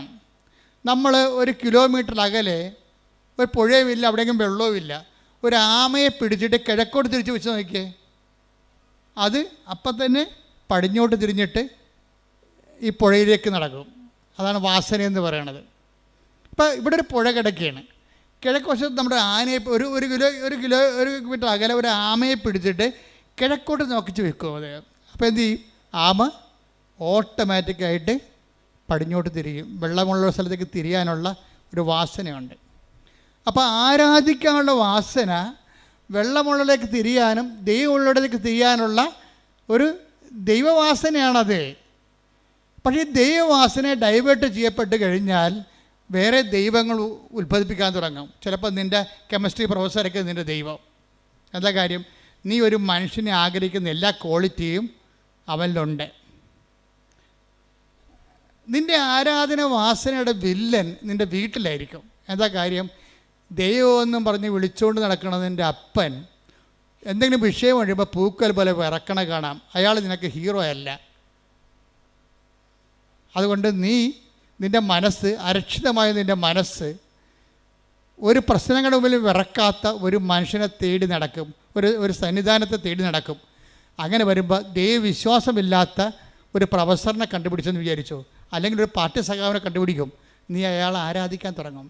സത്യദൈവത്തെ നഷ്ടപ്പെടുന്ന അവിശ്വാസത്തിൻ്റെ വഴികളെക്കുറിച്ച് ഉടമ്പടിയിലുള്ളവർ ബോധവാന്മാരായിരിക്കണം. ശ്രദ്ധിക്കട്ടെ. Hallelujah, hallelujah, hallelujah, hallelujah. ഉടമ്പടി എന്തുകൊണ്ട് ചില ആൾക്കാർക്ക് വൈകുന്നു എന്ന് വെച്ചാൽ, ആ ഉടമ്പടി അനുഗ്രഹം സ്വീകരിക്കാൻ വേണ്ടി മാത്രം നിങ്ങൾ യോഗ്യമായിട്ടില്ല. That's A point. മനസ്സിലായില്ലേ? ഉടമ്പടി, എൻ്റെ പോയിൻ്റ് എന്താണ്? ചിലർക്ക് ദൈവത്തിൻ്റെ കമ്മ്യൂണിക്കേഷൻ എന്തുകൊണ്ടാണ് ഇതുവരെക്കും റേഞ്ച് ഒക്കാത്തതിൻ്റെ കാര്യം വെച്ച് കഴിഞ്ഞാൽ, റേഞ്ച് ഒക്കാൻ വേണ്ടി മാത്രം നിങ്ങൾ അനുഗ്രഹം സ്വീകരിക്കാൻ വേണ്ടി മാത്രം നിങ്ങൾ റേഞ്ചുള്ള സ്ഥലത്തല്ല നിൽക്കണത്. ദൈവം നിങ്ങളെ പതുക്കെ പതുക്കെ അമ്മയിലൂടെ അപ്പനിലൂടെയൊക്കെ കൊണ്ടുവന്ന ജീവിത അനുഭവങ്ങളിലൂടെ, രണ്ടും ആയാണ്, അപ്പ അമ്മ അനുഭവങ്ങൾ. ഈ 3 ആൾക്കാരും ദൈവത്തിൻ്റെ കൈകളാണ്. നിങ്ങൾ തള്ളി കൊണ്ടുവന്ന് റേഞ്ചുള്ള സ്ഥലത്ത് നിർത്തും. മിഥുൻ്റെ പണി പോയി. അതാണ് വിഷയം. മിഥുന് ഇപ്പം നേരത്തെ എന്താ പറഞ്ഞത്? ഈ ഉടമ്പടി എടുക്കാൻ വേണ്ടി വന്ന മിഥുൻ പോയി വണ്ടിയായിരുന്നു, കാറിലിരുന്ന് കണ്ട സിനിമ കണ്ട കാര്യം എന്താ? അപ്പന് വരെ അവന് നല്ല ജോലിയുണ്ട്, നല്ല ശമ്പളമുണ്ട്, നാട്ടിൽ തന്നെ 1 ലക്ഷം രൂപ അടുത്ത് ശമ്പളം ഉണ്ടാവും. അപ്പോൾ വീട്ടിൽ പണം കൊടുക്കണ ആർക്കാണ്? ഇവർ അന്നു വേണ്ട ആഹാരം ഇത് ഞങ്ങൾക്ക് തരണമെന്ന് അപ്പം മുട്ടയെന്ന് പ്രാർത്ഥിക്കുമ്പോൾ അവനവിടെ കിടക്കുക, വീഡിയോ കാണുക വല്ലതായിരിക്കും, അല്ലെങ്കിൽ ആർക്കെങ്കിലും മെസ്സേജ് വിട്ടുകൊണ്ടിരിക്കുകയാണ്. കാര്യം എന്താ? അന്നു വേണ്ട ആഹാരം കൊടുക്കുന്ന ദൈവം അവനാണ്. എപ്പോഴും നമ്മൾ ശ്രദ്ധിക്കേണ്ട വിഷയമാണ്. ഒന്ന് ഉറങ്ങിയതുകൊണ്ട് നേരം വിളിക്കത്തില്ല. ഇപ്പോഴീ കാലാവസ്ഥ ഇപ്പോൾ സേഫാണ് വിചാരിച്ചുകൊണ്ട് നാളെ അത് സേഫാണെന്ന് നിർബന്ധമില്ല. ദൈവത്തെ കൂടാതെ ഈശോ പറഞ്ഞിട്ടുണ്ട്. എന്താണ്? എന്നെ കൂടാതെ നിങ്ങൾക്കൊന്നും ചെയ്യാൻ, കുറച്ചൊക്കെ ചെയ്യാൻ പറ്റുമായിരിക്കും, പക്ഷേ ദൈവത്തെ കൂട്ടിച്ചേർക്കേണ്ട ഒരു സമയം എപ്പോഴായാലും നമുക്ക് കൺഫ്രണ്ട് ചെയ്യേണ്ടി വരും. Take the bed of God, എന്നെ കൂടാതെ. ശ്രദ്ധിക്കട്ടെ. Hallelujah, hallelujah, hallelujah, hallelujah. യേശുവേ നന്ദി. Hallelujah, hallelujah. യോഹന്നാൻ 15:5. യോഹന്നാൻ 15:5. എന്നെ കൂടാതെ നിങ്ങൾക്ക് ഒന്നും ചെയ്യാൻ കഴിയുകയില്ല. അപ്പോൾ ഇതേ പ്രശ്നം വെച്ചാൽ ഏതെങ്കിലും ഒരു നിമിഷം വരും നമ്മുടെ ജീവിതത്തിൽ, ഒരു ബ്ലാങ്ക് പീരീഡ് വരും. അപ്പോഴെന്ത് വേണം? ദൈവത്തിന് നമുക്ക് ആവശ്യമുണ്ടാകും. അതാണ് വിഷയം. ദൈവത്തിന് ഒരു വസ്തുവാണെങ്കിൽ ദൈവത്തിന് ആവശ്യം, ആ വസ്തു നമുക്കൊരു അരിവാള് നമ്മളെവിടെ വെക്കണത്? എവിടെയെങ്കിലും അലമാരിയോ അടുക്കളയുടെ അലമാരിയുടെ അടിക്കൊണ്ട് അരിവാൾ വെച്ച് വെക്കും. എന്നാൽ ഇപ്പോൾ അത് ആവശ്യമില്ല, ഇല്ലേ? ഒരു മഴയും കാറ്റും വന്ന് ഒരു പരത്തി കമ്പ് വന്ന് നമ്മുടെ അടുക്കള മുതുകത്ത് വീഴുമ്പോഴാണ് നമ്മൾ അരിവാൾ തിരക്കണത്. ഉടനെ അവിടെ അലമാരടിയിൽ പോയി നമ്മൾ അരിവാൾ എടുത്തുകൊണ്ട് വരും. തൽക്കാലം നമുക്ക് ആവശ്യമില്ല. തൽക്കാലം ആവശ്യമില്ലാത്ത സ്ഥലം നമ്മൾ പാത്ത് വെക്കും. ദൈവത്തെ പാത്ത് വെക്കുന്ന ഒരു ജീവിതമാണ് പലപ്പോഴും എല്ലാവർക്കും ഉള്ളത്. തൽക്കാലം ആവശ്യമില്ലാത്ത കാരണം പ്രാർത്ഥന മുടങ്ങും, കുർബാന മുടങ്ങും, ഇപ്പോൾ കുർബാന മുടങ്ങുന്നവരും ഇപ്പോൾ പ്രാർത്ഥന മുടങ്ങുന്നവർ ഓർക്കുക, അരിവാള പാത്ത് വെക്കുന്ന പോലെ നിങ്ങൾ ദൈവത്തെ പാത്ത് വെക്കുകയാണ്. ദൈവത്തെ വസ്തുവാക്കുന്നവരാണ് തൽക്കാലത്തേക്ക് ദൈവത്തെ മാറ്റി നിർത്തുന്നത്. You got the point. Clear ആയില്ലേ? വസ്തുക്കളെ നമ്മൾ മാറ്റി വെക്കും, ആവശ്യമുള്ളപ്പോൾ അത് എടുക്കത്തുള്ളൂ. നമുക്ക് 10 സെൻറ്റ് സ്ഥലമുണ്ട്, അല്ലെങ്കിൽ അരയൊക്കെ സ്ഥലമുണ്ടെങ്കിൽ അതിൻ്റെ പ്രമാണം പിടിച്ചിട്ട് നമ്മൾ നടക്കണില്ലല്ലോ, ഇല്ല. അത് ആവശ്യമുള്ളപ്പോഴും പൊക്കെ ഓരോ ചെയ്യാൻ നേരത്തേക്ക് എടുക്കത്തുള്ളൂ. ആവശ്യമുള്ളപ്പോൾ എടുക്കുന്ന സ്ഥലങ്ങൾ മാത്രം എടുക്കുകയാണെങ്കിൽ അതെന്താണ്? വ്യക്തിയല്ല, വസ്തുവാണ്. നീ നിൻ്റെ ദൈവത്തിന് ആവശ്യമുള്ളപ്പോൾ, ഒരു ജീവിത ആവശ്യമുള്ളപ്പോൾ മാത്രമാണ് എടുക്കുന്ന വ്യക്തിയാണെങ്കിൽ നീ ദൈവത്തെ വ്യക്തിയായിട്ട് കാണുന്നില്ല, വസ്തുവായിട്ട് കാണുന്നു. വസ്തുവായിട്ട് കണ്ടാൽ ദൈവം വർക്കൗട്ടല്ല. അതുകൊണ്ടാണ് ഉടമ്പടി ലാഗ് ചെയ്യണത്. ശ്രദ്ധിക്കട്ടെ. ഹല്ലേലൂയ. എൻ്റെ മകളെ, നിൻ്റെ കരത്തിൽ, നിൻ്റെ യാത്രയിൽ നിത്യമായി എന്നെയും കൂട്ടൂ. ഞാൻ നിൻ്റെ കൂടെ വരാൻ ആഗ്രഹിക്കുന്നു. I will come with you wherever you go. നീ എവിടെ പോയാലും ഞാൻ നിൻ്റെ കൂടെ വരുമെന്ന് പറഞ്ഞത് തന്നെയാണ്. എന്നെ കൂടാതെ നിങ്ങൾക്കൊന്നും ചെയ്യാൻ സാധ്യമല്ലെന്ന് പറയുന്നുണ്ടെങ്കിൽ അതാണ് ഉടമ്പടിയിലുള്ള ദൈവത്തിൻ്റെ സ്നേഹം. കൈയടിക്കട്ടെ. ഞങ്ങളുടെ കൂടെ സഞ്ചരിക്കുന്ന അവിടുത്തെ സാന്നിധ്യത്തിന്. പക്ഷേ എന്താ പ്രശ്നം വെച്ച് കഴിഞ്ഞാൽ, നിങ്ങൾ ദൈവത്തിൻ്റെ കരം പിടിച്ചിട്ടുണ്ടെന്ന് ദൈവത്തിന് തോന്നിയിട്ടില്ല. അതാണ് പ്രശ്നം. നമ്മൾ പ്രാർത്ഥിക്കുന്നു, പക്ഷേ പ്രാർത്ഥിക്കുന്നതായിട്ട് നമ്മൾക്കത് തോന്നണില്ല. മനസ്സിലായില്ലേ? നമ്മൾ പള്ളിയിൽ പോകുന്നതായിട്ടും കുർബാന കൂടുന്നതായിട്ടും നമ്മൾക്കത് തോന്നണില്ല. എന്താ കാര്യം? നിങ്ങളത് സ്പിരിച്വൽ ഫ്രിജിഡിറ്റിയിലാണ്. You are a spiritual frigidity. ഇതിന് ആദ്യം വേണ്ടത് അവയർനെസ്. സ്പിരിച്വൽ ഫ്രിജിഡിറ്റി, ആധ്യാത്മിക ശൈത്യത്തെ അതിജീവിക്കാനുള്ള ആദ്യ മാർഗമെന്ന് പറയുന്നത് അവയർനെസ്സാണ്. എന്താണ്? ഞാൻ ചെയ്യുന്ന കാര്യത്തിൽ എൻ്റെ മനസ്സ് ഉറപ്പിക്കണം. നിങ്ങളിവിടെ ആയിരിക്കാണ്, ഉടമ്പടി എടുത്തിരിക്കുന്ന ആളാണ്. ഇപ്പം ചില ആൾക്കാർക്കൊക്കെ ഉടമ്പടിയെക്കുറിച്ച് വല്ലാത്ത കോൺഷ്യസ് ആണ്.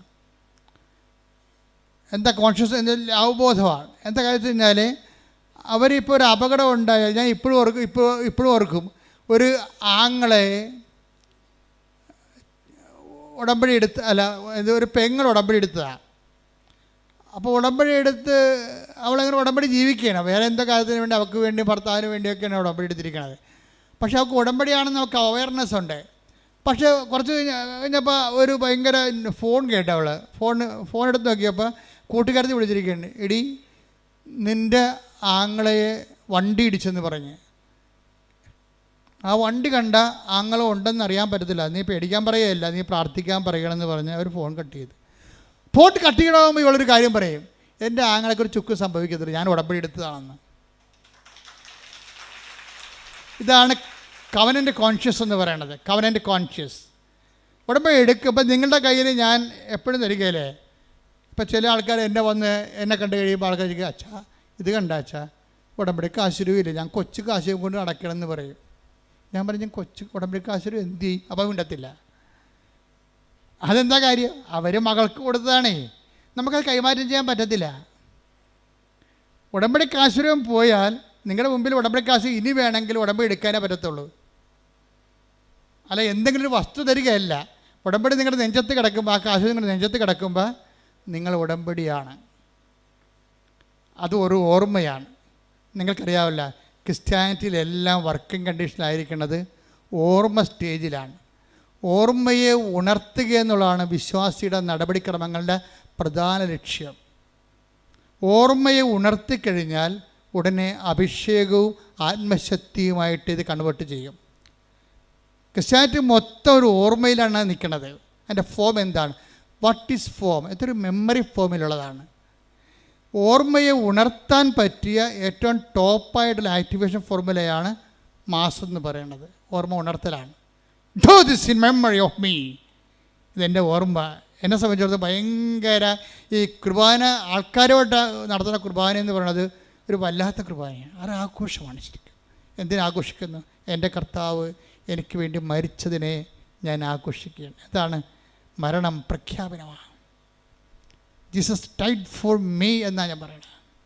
നമ്മളെല്ലാവരും പറയുന്നതാണ്. കർത്താവ് എനിക്ക് പകരക്കാരനായി മരിച്ചവനാണ്.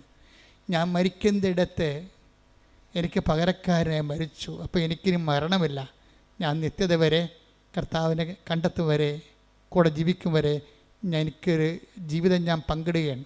അപ്പോൾ എൻ്റെ ത്വര എന്താണ്? എത്രയും വേഗം കർത്താവിൻ്റെ അടുത്തേക്ക് എത്തിച്ചേരാൻ. അതുകൊണ്ടാണ് ബൈബിൾ ചോദിക്കേണ്ടത്, മരണമേ നിൻ്റെ ദംശനം എവിടെ? ശ്രുതിക്കട്ടെ ഹല്ലേലൂയ. ശ്രുതിക്കട്ടെ ഹല്ലേലൂയ, ഹല്ലേലൂയ, ഹല്ലേലൂയ. യേശുവേ നന്ദി. Hallelujah, hallelujah. 5:55. 1 കൊരിന്ത്യർ 5:55. മരണമേ നിന്റെ ദംശനം എവിടെ? മരണത്തെ ഒരു പാമ്പായിട്ടാണ് കാണുന്നത്. ഇപ്പം എന്ത് ചെയ്യും? അതിൻ്റെ വിഷപ്പല്ല് കർത്താവ് ഊരിക്കളഞ്ഞ്. കൂടെ പറഞ്ഞേ, മരണമേ നിന്റെ ദംശനം എവിടെ? അടുത്ത വചനം, മരണത്തിന്റെ ദംശനം പാപവും മരണത്തിന്റെ ദംശനം പാപവും പാപത്തിന്റെ ശക്തി നിയമവുമാണ്. പാപത്തിന്റെ ശക്തി നിയമവുമാണ്. നമ്മുടെ കർത്താവായ യേശുക്രിസ്തു വഴി നമുക്ക് വിജയം നൽകുന്ന ദൈവത്തിന് നന്ദി. അപ്പം നമുക്ക് വിജയം നൽകുന്ന ആരാണ്? ദൈവം. ആര് വഴിയാണ്? കർത്താവ് വഴി.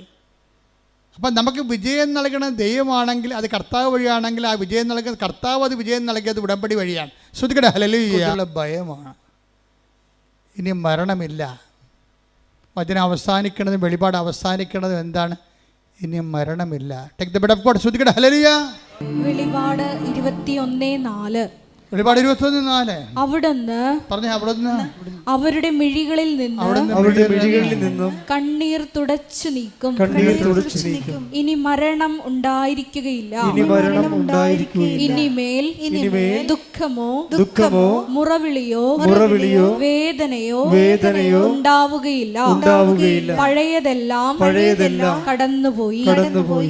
പഴയതെല്ലാം കടന്നു പോകുന്ന, ഇനി ദുഃഖം ഉണ്ടാകാതിരിക്കുന്ന ഒരു ടൈം. അപ്പോൾ നിങ്ങളോർക്ക് ഇത് എന്താണ് ആൾക്കാർ മരിക്കുന്നുണ്ടല്ലാന്ന്? ആൾക്കാർ മരിക്കുന്നു എന്ന് പറയുമ്പോൾ നിങ്ങൾക്കറിയാമല്ലോ, ഈശോ എന്താ പറയണത്? നമ്മളെങ്ങനെ ഇവിടെ ജീവിക്കണത്? നമ്മളൊരു അവബോധത്തിൻ്റെ, അറിവിൻ്റെ അവബോധത്തിലാണ് ജീവിക്കണത്. അവബോധത്തിലാണ് അറിവ്, അറിവിലാണ് ആനന്ദം. അതുകൊണ്ടാണ് ഈശോ പറഞ്ഞത്, ഏകസത്യദൈവമായ നിന്നെയും നീ അയച്ച യേശുക്രിസ്തുവിനെയും അറിയുകയാണ് നിത്യജീവൻ. ഇപ്പം ക്രിസ്തു വന്നോടുകൂടിയാണ് നമ്മുടെ മരണത്തിൻ്റെ ഭയം മാറിയത്. എന്താ കാര്യം? അതെങ്ങനെ നമ്മൾ മനസ്സിലാക്കി? ഇപ്പം നിങ്ങളൊരു പണ്ട് നമ്മുടെ കോവിഡ് കാലത്ത് കുർബാന ചെല്ലിയതിന് അച്ഛനെയും കുർബാന കൂടിയ കപ്പേരനെയും ഈ ഗവൺമെൻറ് അറസ്റ്റ് ചെയ്തിട്ടുണ്ട്. ആ കേസ് ഇപ്പോഴും കിടപ്പുണ്ട് കോടതി. കുർബാന ചെല്ലിയതിന് അറസ്റ്റ് ചെയ്തിരിക്കുന്ന കേരളമാണിത്. ലോകത്ത് അങ്ങനെ ചെയ്യണമെന്ന് അറിയത്തില്ല. അച്ഛനെയും കപ്പേരെയും കുർബാന ചെല്ലിയതിന് അറസ്റ്റ് ചെയ്തിരിക്കുകയാണ്. പോലീസ് അടഞ്ഞിരുന്ന പള്ളി തുറന്ന് അകത്ത് കയറി അറസ്റ്റ് ചെയ്യും. കേസായി. മാസ്ക് വെക്കാത്തതിന് പോലീസ് ഓടിച്ചിട്ട് ആൾക്കാരുടെ മുഖത്തിന് അടിച്ചിട്ടുണ്ട് ഒരു കാലത്ത്, ഇല്ലേ? ഉറപ്പല്ലേ? എത്ര പേര് അടി കൊണ്ടിട്ടുണ്ട്, കേസുമായിട്ടുണ്ട്. അപ്പോൾ ആൾക്കാർക്ക് പേടിയായിരുന്നു ഭയങ്കര. എന്തിനെ പേടിയാണ്? കോവിഡ് പടരുമോ, ആൾക്കാർ മരിക്കുമോ, മരണത്തെക്കുറിച്ചുള്ള പേടിയാണ്. പിന്നെ എപ്പോഴാണ് ഈ പേടി മാറി മാസ്ക് ഊരി ആൾക്കാർ ദൂരെ കളഞ്ഞത്? ഇഞ്ചക്ഷൻ കണ്ടുപിടിച്ചപ്പോഴാണ്, അല്ലേ? ഇഞ്ചക്ഷൻ കണ്ടുപിടിച്ചപ്പോൾ തന്നെ ഭയങ്കര സന്തോഷത്തിലാണ്. പോളാ പുല്ലെന്ന് പറഞ്ഞ്, മാസ്ക് വേണ്ട, ഒന്നും വേണ്ട. എന്താ കാര്യം? സന്തോഷമായി. അതന്നെ ക്രിസ്തു ചെയ്തത്. പാപത്തിനും മരണത്തിനും ഇഞ്ചക്ഷൻ കണ്ടുപിടിച്ചു. എന്താണ്? തൻ്റെ മരണത്താൽ പാപത്തിന് പരിഹാരമാക്കിയിട്ട് ദൈവത്തിരുസന്നിധിയിൽ പ്രസാദത്തിനുള്ള വഴി കാണിച്ചപ്പോഴാണ് മനുഷ്യന് സന്തോഷമുണ്ടായത്. അവിടുന്ന് അവിടെ കണ്ണിൽ നിന്ന് കണ്ണീരെല്ലാം തുടച്ച് നീട്ടി. ഇനി മരണമില്ല. ശ്രദ്ധിക്കട്ടെ ഹല്ലേലൂയ. നമ്മൾ സ്നേഹിക്കുമ്പോൾ അറിഞ്ഞ് സ്നേഹിക്കുന്നതാണ് നല്ലത്. അല്ല, പശുവിനെ നമ്മൾ എന്തിന് സ്നേഹിക്കുന്നു? പശു എനിക്ക് പാല് തരുന്നു, ക്രിസ്തു എനിക്ക് അയൽട്ടിസ് തരുന്നു. കണ്ട, പല ആൾക്കാരുടെ ഉള്ളിൽ അറിവിൽ ക്രിസ്തുവിന് പശുവിൻ്റെ റേറ്റിങ്ങേ ഉള്ളു. ഞാൻ പശുവിനെ സ്നേഹിക്കുന്നു. എന്താ കാര്യം? പശു എനിക്ക് പാല് തരുന്നു. പിന്നെ എന്താ? പശു എനിക്ക് ചാണകം തരുന്നു. ചാണകം എനിക്കിന് തക്കാളിക്കിടാം, അല്ലേ? അപ്പോൾ വളം തരുന്നു. അതുകൊണ്ട് ഞാൻ പശുവിനെ സ്നേഹിക്കുന്നു. ക്രിസ്തു എന്നെ ജപ്റ്റിനോട് മാറ്റുന്നു. ക്രിസ്തു എനിക്ക് ജോലി തരുന്നു. ഞാൻ ക്രിസ്തുവിനെ സ്നേഹിക്കുന്നു. പശു എനിക്ക് ചാണകം തരുന്നു, പശു എനിക്ക് പാല് തരുന്നു, ഞാൻ പശുവിനെ സ്നേഹിക്കുന്നു. പല ആൾക്കാരും ക്രിസ്തുവിനെ സ്നേഹിക്കുന്നത് അവൻ്റെ അറിവിൻ്റെ നിലവാരവും ആരാധന നിലവാരവും മൃഗസമാനമാണ്. പശു സമാനം എന്ന് പറഞ്ഞു കേട്ടിട്ടില്ല? അതുപോലെ ആധ്യാത്മികതയും അനുഭവങ്ങളും നരസമാനമായിരിക്കുന്ന ഒരു അനുഭവത്തിൻ്റെ പരിമിതിയിൽ നിന്ന് മാത്രം നിൽക്കുന്ന ആൾക്കാരുണ്ട്. ക്രിസ്തുവിൽ ഉദ്ദേശിക്കുന്നവരെന്താണ്? അവൻ നിത്യതയോളം വളരണം. പണ്ട് 1ാം ക്ലാസ്സിലെ പാഠപുസ്തകമില്ലേ? എന്താണ്? അമ്മ എനിക്ക് കാച്ചിയ, വലിയ മോർക്കറിയാം. നിങ്ങൾക്കൊന്നും അറിയാൻ പറ്റും, നിങ്ങൾ വേറെ പുസ്തകം പഠിച്ചിരിക്കണമെന്നുണ്ട്, DPEPക്കാരല്ലേ. വലിയ മോർക്കറിയാം, പഴയ പാഠപുസ്തകമുണ്ട്. എന്താണ്? അമ്മ എനിക്ക് അമ്മ നീ വന്നു, കമ്മൽ തന്നു, അല്ലേ? അതന്നെ. അപ്പോൾ അമ്മ എനിക്ക് കാച്ചിയ പാല് തരുന്നു. എന്താ കാര്യം? ഞാൻ അച്ഛനോളം വലുതാകണം. അതാണ് അമ്മയ്ക്കിഷ്ടം. അതാണ് ഒന്നാം പാഠം. അധ്യാത്മിക 1-ാം പാഠവും ബൈബിളിൻ്റെ 1-ാം പാഠവും അത് തന്നെയാണ്. എന്താണ്? ക്രിസ്തു എനിക്ക് സ്വന്തം ശരീരവും രക്തവും തരുന്നു. എന്താ കാര്യം? ഞാൻ നിത്യതയോളവും വലുതാകണം. ശ്രുതിക്കട്ടെ ഹല്ലേലൂയ. Hallelujah, hallelujah. യേശുവേ, ഞങ്ങളെ സ്വന്തമാക്കിയ അവിടുത്തെ സ്നേഹത്തിന് നന്ദി പറയുന്നു. എന്ത് നീ ഉടമ്പടി എടുക്കുന്നു? ജോലി കിട്ടാൻ, വീട് കിട്ടാൻ, മക്കളുണ്ടാകാനെന്ന് പറഞ്ഞു കഴിഞ്ഞാൽ സ്വാഭാവികമായിട്ട് ഇതിന് ഭൂമി മാത്രമേ ഉള്ളൂ നിനക്ക് അതിൻ്റെ അകത്ത് എൻഡിട്ടേ. ഇത് പറക്കത്തില്ല. പറക്കാത്ത ഉടമ്പടി എടുത്തിരിക്കണത്. എന്താ കാര്യം? താറാവ് അധികം പറക്കത്തില്ലല്ലോ, ഇല്ലേ? പക്ഷെ കഴുകനാണെങ്കിൽ പറക്കും. അപ്പം നീ ഒരു ഈഗിൾ കവനൻ്റാണ് എടുത്തിരിക്കണമെന്നുണ്ടെങ്കിൽ ഇത് പറന്നങ്ങ് നിൽക്കും. എന്താ കാര്യം? എന്താ? നിത്യത. എന്താണ് ഇതിൻ്റെ ഉദ്ദേശം? എന്താണ്? നിത്യതയാണ്. നീ ഇവിടുത്തെ ജോലി, വീട്, വിവാഹം, IELTS, PR എന്നൊക്കെ പറഞ്ഞു കഴിഞ്ഞാൽ ഇവിടെ കൂടി നിരച്ച് നടക്കണ ജീവിനെ പോലെയുള്ള ഭൂമി നിസാനം പൊങ്ങി വരത്തില്ല. അതുകൊണ്ട് തന്നെ ഉടമ്പടിയിൽ എപ്പോഴും നിത്യത നിൻ്റെ ഒരു ജീവിത വിഷയമായിരിക്കണം. അതെന്താ കാര്യം വെച്ച് കഴിഞ്ഞാൽ ക്രിസ്തുവിൻ്റെ സ്വപ്നം അതാണ്. Perfect as your heavenly Father is perfect. Take the word of God. Hallelujah. Hallelujah, hallelujah, hallelujah, hallelujah. യേശുവേ നന്ദി, യേശുവേ സ്തുതി. ഹല്ലേലൂയ. മത്തായി 5:48. മത്തായി 5:48. നിങ്ങളുടെ സ്വർഗസ്ഥനായ പിതാവ്. അതാ നിത്യതയോളം വളരാൻ ഉദ്ദേശിക്കണുണ്ടല്ലോ. എന്നൊക്കെ നിങ്ങൾ പറഞ്ഞു, നിങ്ങളുടെ സ്വർഗസ്ഥനായ പിതാവ് പരിപൂർണനായിരിക്കുന്നത് പോലെ നിങ്ങളും പരിപൂർണരായിരിക്കുവിൻ. ഈ മനുഷ്യ യാഥാർത്ഥ്യത്തിൻ്റെ ഒരു ആന്തരിക ചോദന എന്താ? ഒന്നും പരിപൂർണമല്ല എന്നുള്ളതാണ്. ഈ കലയെല്ലാം രൂപപ്പെട്ട് വന്നിരിക്കുന്നത് എന്താണ്? ഒരു അതൃപ്തിയിൽ നിന്ന് വന്നിരിക്കുന്നതാണ് എല്ലാം. ശാസ്ത്രം ഇവിടെ നിന്ന് വന്നതാണ്, അതൃപ്തിയിൽ നിന്ന് വന്നതാണ്. ഇതല്ല, ഇതിനേക്കാൾ മെച്ചമായിട്ടുള്ളത്. അപ്പോൾ ഇതിനേക്കാൾ മെച്ചമായിട്ടുള്ളത് ഉണ്ട് എന്നുള്ളത് ആന്തരികമായ ഒരു മനുഷ്യൻ്റെ ഒരു ത്രൈവാണ്. ഇതിനേക്കാൾ മെച്ചമായിട്ടുള്ളത് എന്താണെന്ന് വെച്ച് കഴിഞ്ഞാൽ ആ മെച്ചമായിട്ടുള്ള സംഭവങ്ങൾ ഉണ്ടാക്കുന്ന അനുസരിച്ച് കൊണ്ട് ആ മെച്ചം നമ്മളെ വീണ്ടും അടിമയാക്കും. എന്താ കാര്യം? ഇപ്പം നിങ്ങൾ AC ഇല്ലാത്ത വീടാണ്. പണ്ട് ഞാനൊക്കെ ഓർക്കുന്നുണ്ട്, ഞങ്ങൾ വീട്ടിലൊക്കെ താമസിക്കുമ്പോൾ ഒരു പായ എടുത്തിട്ട് ഒരു പള്ളിയിൽ നിന്ന് മേടിച്ച പെരുന്നാളിന് മേടിച്ചൊരു ബെസറിയുണ്ട്, അല്ലേ? അപ്പോൾ നല്ല ചൂടായിരിക്കും നാട്ടിൻപുറത്തൊക്കെ ഈ ജനുവരി മാസം, മാർച്ച് മാസത്തിലൊക്കെ. അപ്പോൾ എന്ത് ചെയ്യും? നമ്മളിങ്ങനെ ഈ ബെസറി കൊണ്ട് വീശി രാത്രി നല്ല വേർപ്പായിരിക്കുമേ. അപ്പം വീശി എന്ത് ചെയ്യും? വീശി വേർത്ത് ഉറങ്ങിപ്പോവും. അതേ ഉള്ളൂ. കറണ്ടില്ലാത്ത സമയത്ത് പിന്നെ അവിടെ കിടക്കാൻ പറ്റത്തില്ല. ബെസറിക്ക് നമ്മളെ രക്ഷിക്കാൻ പറ്റണില്ല. ഫാൻ കണ്ടുപിടിച്ചപ്പോൾ അതിന്മേ മുഴുവൻ പുകയുടെയും കരിയും ചിലന്തി വരെയൊക്കെ ആയപ്പോൾ മനുഷ്യൻ AC വെച്ചു. AC കുറച്ച് നേരം ഇരുന്ന് കഴിയുമ്പോൾ AC തന്നെ റിപ്രക്കഷൻസും റെസിപ്രേഷനും പല രോഗങ്ങളൊക്കെ ആയിട്ട് ഈ വെള്ളം കുടിക്കണവന് ഇനിയും ദാഹിക്കും. ഈശോ പറഞ്ഞതല്ലേ, ബെസറി പിടിക്കുന്നവന് പിന്നെയും ദാഹിക്കും, അവന് ഫാൻ വേണം. ഫാനുള്ളവന് പിന്നെയും ദാഹിക്കും, അവന് AC വേണം. ഈ വെള്ളം കുടിക്കണവന് ഇനി ഹല്ലേലൂയ. യോഹന്നാൻ 4:13. യേശു പറഞ്ഞു, ഈ വെള്ളം കുടിക്കുന്ന ഏവനും വീണ്ടും ദാഹിക്കും. അപ്പോൾ ഇത് മനുഷ്യൻ ഈ ഭൂമിയിൽ നിങ്ങളുടെ മെറ്റീരിയൽ ബോഡിയെ എന്തെങ്കിലും ഉപയോഗിച്ചു കൊണ്ടാണ് നിങ്ങൾ തൃപ്തിപ്പെടുത്താൻ വരുന്നുണ്ടെങ്കിൽ മരണം വരെ തൃപ്തിയില്ലാത്ത അവസ്ഥ തുടരുമെന്നാണ് പറയുന്നത് ബൈബിള്. യോഹന്നാൻ 2:17 എടുത്തേ. 2:17. ലോകവും അതിൻ്റെ മോഹങ്ങളും കടന്നു പോകുന്നു. അതാണ് പ്രശ്നം. ഈ മോഹങ്ങൾക്കെല്ലാം നമ്മൾ പുതിയ സ്ഥാനം കണ്ടുപിടിക്കുകയും ചെയ്യും. പക്ഷെ എന്താ പറയണത്? അതും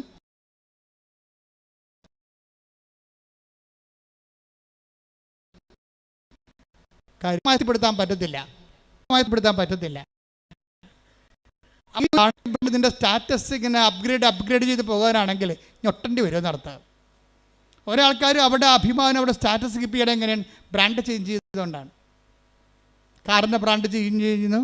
അവർ ഉപയോഗിക്കുന്ന ഓരോ വസ്തുക്കളെയും സ്റ്റാൻഡേർഡ് കമ്പനിയുടെ ബ്രാൻഡിനൊപ്പമാക്കി എടുത്തിട്ട് ഈ ജഡിക മനുഷ്യൻ ഇങ്ങനെ വളർന്നുകൊണ്ടിരിക്കും. ഈ ജഡിക മനുഷ്യനെ യേശു ക്രിസ്തുവിനെ സ്വീകരിക്കാൻ സാധ്യമല്ല. ഹല്ലേലൂയ.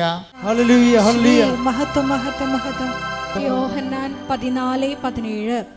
ഈ സത്യാത്മാവിനെ സ്വീകരിക്കാൻ ലോകത്തിന് സാധിക്കുകയില്ല, കാരണം അത് അവനെ കാണുകയോ അറിയുകയോ ചെയ്യുന്നില്ല. എന്നാൽ നിങ്ങൾ അവനെ അറിയുന്നു, കാരണം അവൻ നിങ്ങളോടൊത്ത് വസിക്കുന്നു, നിങ്ങളിൽ ആയിരിക്കുകയും ചെയ്യും. ഇതൊരു തിരിച്ചറിവിൻ്റെ വിഷയമാണ്. നമ്മളോടൊത്ത് ആയിരിക്കുന്ന പരിശുദ്ധാത്മാവിനെ അവബോധപ്പെടുത്തുകയും നമ്മൾ നിറയാൻ വേണ്ടി അതിൻ്റെ ഫലങ്ങൾക്ക് വേണ്ടി പ്രാർത്ഥിക്കുകയും പരിശുദ്ധാത്മാവിൻ്റെ നൽകുന്ന പരീക്ഷണങ്ങളെ വിവേചിച്ച് മനസ്സിലാക്കുകയും അതിൻ്റെ പാഠങ്ങളെ പഠിക്കുകയും പൂർത്തിയാകാൻ വേണ്ടി ആത്മാവിനാൽ എന്താ പറയണത്, ഞാൻ തരുന്ന വെള്ളം കുടിക്കുന്നവന്, അതാണ് ഈശോ പറഞ്ഞത്. തിരുനാളിൻ്റെ മഹാദിനത്തിൽ അവൻ എഴുന്നേറ്റതെന്ന് 7 യോഹന്നാൻ 7:37. ശ്രദ്ധിക്കട്ടെ. ഹല്ലേലൂയ ഹല്ലേലൂയ ഹല്ലേലൂയ യേശുവേ നന്ദി. യോഹന്നാൻ 7:37.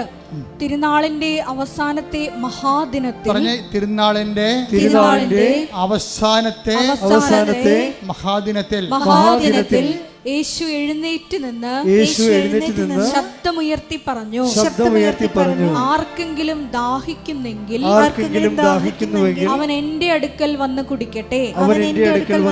എന്നിൽ വിശ്വസിക്കുന്നവന്റെ ഹൃദയത്തിൽ നിന്ന് വിശുദ്ധ ലിഖിതം പ്രസ്താവിക്കുന്നത് പോലെ ജീവജലത്തിന്റെ അരുവികൾ ഒഴുകും. ഇപ്പോൾ ഉടമ്പടി എങ്ങോട്ടാണ് സഞ്ചരിക്കണം എന്ന് വെച്ചാൽ ജീവജലത്തിൻ്റെ ഉറവയിലേക്കാണ് സഞ്ചരിക്കുന്നത്. ജഡികമായ കാര്യങ്ങളൊക്കെയാണ് ചോദിച്ചിരിക്കണമെങ്കിലും ജഡികമായ കാര്യങ്ങളെക്കുറിച്ച് ഈശോ ഒരു തീർപ്പ് കൽപ്പിച്ചിട്ടുണ്ട്. സുപ്രീം കോടതി ഫുൾ ബെഞ്ച് തീരുമാനമാണ്. ഈശോ ഒരു കാര്യം പറഞ്ഞാൽ എന്താണ്? അവൻ അന്ത്യവിധിയാളൻ ആരാണ്? അവനല്ലേ. അപ്പോൾ അവനൊരു കാര്യം പറഞ്ഞാൽ പിന്നെ ഡിവിഷൻ ബെഞ്ചല്ല, ഫുൾ ബെഞ്ചാണത്. അവനൊരു കാര്യം പറഞ്ഞാൽ സ്വർഗീയ സുപ്രീം കോടതിയുടെ ഫുൾ ബെഞ്ച് തീരുമാനമാണ്. എന്താണ്? ഈ വെള്ളം കുടിക്കണവൻ ഇനി ദാഹിക്കും. നമ്മൾ എന്തെല്ലാം ഈ ലോകത്ത് നേടാൻ വേണ്ടി ഉടമ്പടി എടുത്താലും യഥാർത്ഥ ദാഹം എന്താണ്? ഞാൻ തരുന്ന വെള്ളം കുടിക്കുന്നതിന് ഒരിക്കലും ദാഹിക്കുകയില്ല. ഞാൻ തരുന്ന വെള്ളം എന്താണ്? തിരുനാളിൻ്റെ ഒന്ന് പറഞ്ഞേ, തിരുനാളിൻ്റെ 1-ാം ഘട്ടം തന്നെ. ഒരു വലിയ വിഷയം പറയുമ്പോൾ ഈശോ പഠന പാട് കണ്ടില്ലേ? തിരുനാളിൻ്റെ രണ്ടാമത്തത് എന്താ? മഹാദിനത്തിൽ പിന്നെന്ത്? അവൻ എഴുന്നേറ്റ് നിന്ന് ഉച്ചത്തിൽ പറഞ്ഞു. ഇത്രയും എംഫാറ്റിക് ആയിട്ടൊരു ഒറ്റ വാക്ക് ഈശോ പറഞ്ഞിട്ടില്ല. ഒരു വാക്ക് പറയാൻ വേണ്ടി തിരുനാളിൻ്റെ 11 ദിവസങ്ങളിൽ 11ാമത്തെ ദിവസം തിരഞ്ഞെടുക്കുകയാണ് ക്ലൈമാക്സ്. തിരുനാളിൻ്റെ മഹാദിനത്തിൽ എഴുന്നേറ്റ് നിന്ന് അവനെന്ത് ചെയ്ത്? അവൻ ഉച്ചത്തിൽ പറഞ്ഞു. താത്തി പറയാൻ സാധാരണ സ്ഥലത്തല്ല, ഉച്ചത്തിൽ പറഞ്ഞു.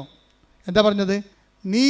നീ ദൈവത്തിലെത്തുന്നത് വരെ ഏത് മതത്തിലും ജാതിയിലും ജീവിച്ചാലും നീ ഒടുവിൽ എത്തിച്ചേരേണ്ട ഒരു സ്ഥലമുണ്ട്. എന്താണ് പറഞ്ഞ? ആർക്കെങ്കിലും ദാഹിക്കുന്നെങ്കിൽ അവൻ എൻ്റെ അടുത്ത് വരട്ടെ. എന്നിൽ വിശ്വസിക്കുന്നവരുടെ ഹൃദയത്തിൽ നിന്ന് ജീവജലത്തിന്റെ അരുവികൾ ഒഴുകും. ഈ ജീവജലത്തിന്റെ അരുവികൾ തന്നിൽ വിശ്വസിക്കാതിരുന്ന പരിശുദ്ധാത്മാവിനെ കുറിച്ച് അവൻ പറഞ്ഞത്. Take the word of God. ശ്രദ്ധിക്കട്ടെ. ഹല്ലേലൂയ ഹല്ലേലൂയ ഹല്ലേലൂയ ഹല്ലേലൂയ യേശുവേ നന്ദി. Hallelujah hallelujah. 7:39. യോഹന്നാൻ 7:39. അവൻ ഇത് പറഞ്ഞത് തന്നിൽ വിശ്വസിക്കുന്നവരെ സ്വീകരിക്കാനിരിക്കുന്ന ആത്മാവിനെ കുറിച്ചാണ്. നീ പരിശുദ്ധാത്മാവിനെ സ്വീകരിക്കാൻ വേണ്ടി ഉടമ്പടിയിൽ ഞാൻ എപ്പോഴും പറയും, മക്കളെ, നിങ്ങൾ ഉടമ്പടി എടുക്കുമ്പോൾ ഒരു കോളം ദൈവത്തിന് കൊടുത്തേക്കണം. എന്തിനാണ്? അത് പരിശുദ്ധാത്മാവിൻ്റെ കോളമാണ്. നിൻ്റെ സാഹചര്യവും ആത്മീയമായിട്ടുള്ള നിൻ്റെ ഒരു അവസ്ഥയനുസരിച്ചുകൊണ്ട് നിന്നെ നയിക്കാൻ പറ്റിയ മരുന്നുകൾ ദൈവത്തിന് എഴുതി ചേർക്കാൻ പറ്റിയ ഇടമാണത്. അതിന് നിങ്ങൾ മതവും ജാതിയും ഒന്നും മാറേണ്ട കാര്യമില്ല. ക്രിസ്തുവിനെ സ്വീകരിക്കണേ ആർക്കാണ് ജാതി മാറേണ്ടത്? ആർക്കാണ് മതം മാറേണ്ടത്? ഇത് അതിനുള്ള സംവിധാനമാണോ? അല്ല. നിങ്ങൾ ക്രിസ്തുവിനെ get Jesus and get saved എന്ന് വെച്ചാൽ ക്രിസ്തുവിനെ സ്വീകരിക്കുന്നവരെ അവർ മതാതീതമായിട്ട് അതീതമായിട്ട് അപ്പനും മക്കളും തമ്മിൽ ഒരുമിച്ച് കണ്ടെത്തിക്കൊണ്ട് സന്തോഷത്തോടെ ജീവിക്കുന്ന സാഹചര്യം ഇവിടെ ഉണ്ടായത് നിൻ്റെ കടങ്ങൾ കർത്താവ് അവൻ്റെ മരണത്താൽ പരിഹരിച്ചത് കൊണ്ടും നിന്നെ അവൻ കടങ്ങളിൽ നിന്ന് നീ ചെയ്യേണ്ട പാപത്തിന് പരിഹാരം അവൻ ചെയ്തപ്പോൾ അവൻ്റെ പരിഹാരം എനിക്ക് വേണ്ടി കൂടിയാണെന്ന് ഞാൻ വിശ്വസിക്കുമ്പോഴാണ് ജ്ഞാനത്താൽ നമ്മൾ സ്നാനം സ്വീകരിക്കുന്നത്. വെള്ളം കൊണ്ടല്ല, ജ്ഞാനത്താൽ. ആ അറിവ് തന്നെയാണ് നമുക്ക് സ്നാനമായി മാറുന്നത്. നിനക്ക് ക്രിസ്തുവിനെക്കുറിച്ചുള്ള സത്യമായ അറിവുണ്ടെങ്കിൽ നീ ജ്ഞാനത്താൽ സ്നാനം ചെയ്യപ്പെട്ട വ്യക്തിയാണ്. കാര്യം എന്താണ്? അറിവിൻ്റെ അഭവമായ ആദ്യവും അവസാനവും ആൽഫയും ഒമേഗയും ആരാണ്? ക്രിസ്തുവാണ്. അറിവ് എന്താണ്? അനുഭവം എന്ന് പറയുന്നത്. അറിവിൻ്റെ അനുഭവം നിത്യതയാണ്. ശ്രുതികട്ടെ ഹല്ലേലൂയ. Hallelujah hallelujah hallelujah. അവസാനം ഈശോ പറഞ്ഞത് receive Jesus Christ and get saved എന്നാണ് പറഞ്ഞത്. ക്രിസ്തുവിനെ നിങ്ങൾ അറിവിൽ സ്വീകരിക്കുക, നിങ്ങൾ നിത്യത അവകാശമാക്കുക. അപ്പോൾ ക്രിസ്തുവിനെ സ്വീകരിക്കാൻ വേണ്ടി നമ്മുടെ ഓരോ പ്രശ്നവും അത് തന്നെയാണ്. നിങ്ങൾ ഉടമ്പടിയിരിക്കുന്ന നിയമമില്ല, വീടില്ല, ജോലിയില്ല, രോഗമാണെന്നൊക്കെ പറയുന്ന വിഷയം എന്താണ്? അതെല്ലാം നിന്നോട് പറയുന്ന ഒരു ദൈവഭാഷയാണത്. ഒരു ദൈവഭാഷയാണ്. നിൻ്റെ വേദനകൾ ഒരു ദൈവഭാഷയാണ്. എന്താണ്? നീ ക്രിസ്തുവിനെ സ്വീകരിക്കുക. ഇപ്പം മിഥുൻ്റെ കാര്യം ഞാൻ പറഞ്ഞില്ലേ, മിഥുൻ ഇവിടുന്ന് ഉടമ്പടി എടുക്കാതെ കാറിൽ പോയിരുന്ന് ടി വി കണ്ടുകൊണ്ടിരുന്നു, സിനിമ കണ്ടുകൊണ്ടിരുന്നു. ക്രിസ്തുവിന് ഉടമ്പടിയില്ല, ക്രിസ്തുവിന് ആവശ്യമില്ല. ഞാൻ ഓക്കെ ആണെന്നാണ്. കത്തോലിക്കൻ്റെ ഏറ്റവും വലിയ പോക്ക് വികാരമാണ് ഞാൻ ഓക്കെ ആണെന്നുള്ളത്. എന്താണ്? എൻ്റെ വീട്ടിൽ ഗൃഹപ്രാർത്ഥന ഉണ്ട്, ഞാൻ ഞായറാഴ്ച പള്ളിയിൽ പോകുന്നുണ്ട്, ഞാൻ ഓക്കെയാണ്. അപ്പോൾ ദൈവം പറയുന്നത് ഈ പോക്കാണെന്ന് പറയും. അറിയാമെന്ന് പറയുന്നവൻ അറിയേണ്ടത് അറിയുന്നില്ലെന്ന്. 1 കൊരിന്തോസ് 8:2 അറിവുണ്ടെന്ന് ഭാവിക്കുന്നവൻ അറിവുണ്ടെന്ന് ഭാവിക്കുന്നവൻ അറിയേണ്ടത് അറിയുന്നില്ല. മിഥുൻ അറിയേണ്ടത് അറിയാത്ത ഒരാളാണ്. അറിയേണ്ടത് അറിയാത്തത് വരെ ക്രിസ്തുവിനെ സ്വീകരിക്കാനുള്ള സമ്മർദ്ദങ്ങൾ സഹനത്തിൻ്റെ സാഹചര്യമായി നമ്മുടെ കൂടെ നടക്കും. This is sound of heard. ഇതാണ് ഈ സഹനത്തിൻ്റെ ഒരു വേട്ടപ്പടി പുറകെ നടക്കും. എന്തിനാണ്? നീ ക്രിസ്തുവിനെ സ്വീകരിക്കൂ, receive Jesus Christ and get saved. Mithun എന്താ സംഭവിച്ചത്? അവനായിരുന്നല്ല ദൈവം, അന്നദാതാവ്, ബ്രെഡ് ഗീവർ, വീട്ടിലെ ബ്രെഡ് ഗീവറായിരുന്നു. പെട്ടെന്ന് ആ ജോലി പോയി. കുടുംബം മുഴുവൻ നിലനിന്നിരുന്ന മരുന്നും ഭക്ഷണവും കറണ്ട് ചാർജും വെള്ളത്തിൻ്റെ കരവും വീട്ടുകാരവും എല്ലാം കൊടുത്തിരുന്ന ഒറ്റ ദൈവമാണ്. ഈ ദൈവത്തിൻ്റെ ജോലി പോയി. അതോടുകൂടി ഇവൻ നിലംപരിശായി. നിൻ്റെ കോൺഫിഡൻസിലായിരിക്കും എപ്പോഴും മിലിറ്ററി ടാർഗറ്റിങ് നടക്കുന്നത്. അതുകൊണ്ട് നിൻ്റെ കോൺഫിഡൻസ് കർത്താവിലായിരിക്കണം. പ്രാർത്ഥിക്കുക, കർത്താവേ, എൻ്റെ പഠനം, എൻ്റെ ആരോഗ്യം, എൻ്റെ തറവാടിത്തം, എൻ്റെ സമ്പത്ത് ഒന്നുമല്ല. കർത്താവേ, നീയാണ് എൻ്റെ പാറ, നീയാണ് എൻ്റെ ആത്മവിശ്വാസം. കോൺഫിഡൻസ് കർത്താവിലാകുമ്പോൾ അത് പാറയുടെ ബലം ചെയ്യും. കർത്താവാണ്, എനിക്ക് കർത്താവുണ്ടല്ലോ. എല്ലാവർക്കും പ്രശ്നങ്ങൾ വരുമ്പോൾ എന്താണ് അവർ പറയണത്? അപ്പന് പെട്ടെന്ന് തലപ്പോശൽ വന്നു, അപ്പൻ ICU ആയെന്ന് ഫോൺ വരുമ്പോൾ മകളെന്താ പറയണത്? ഞാൻ പാറപ്പുറത്താണ്. എന്താ കാര്യം? നമ്മളമ്മച്ചി ഉടമ്പടി എടുത്തിട്ടുണ്ടല്ലോ അമ്മച്ചി, അതാണ് പാറയെന്ന് പറയണത്.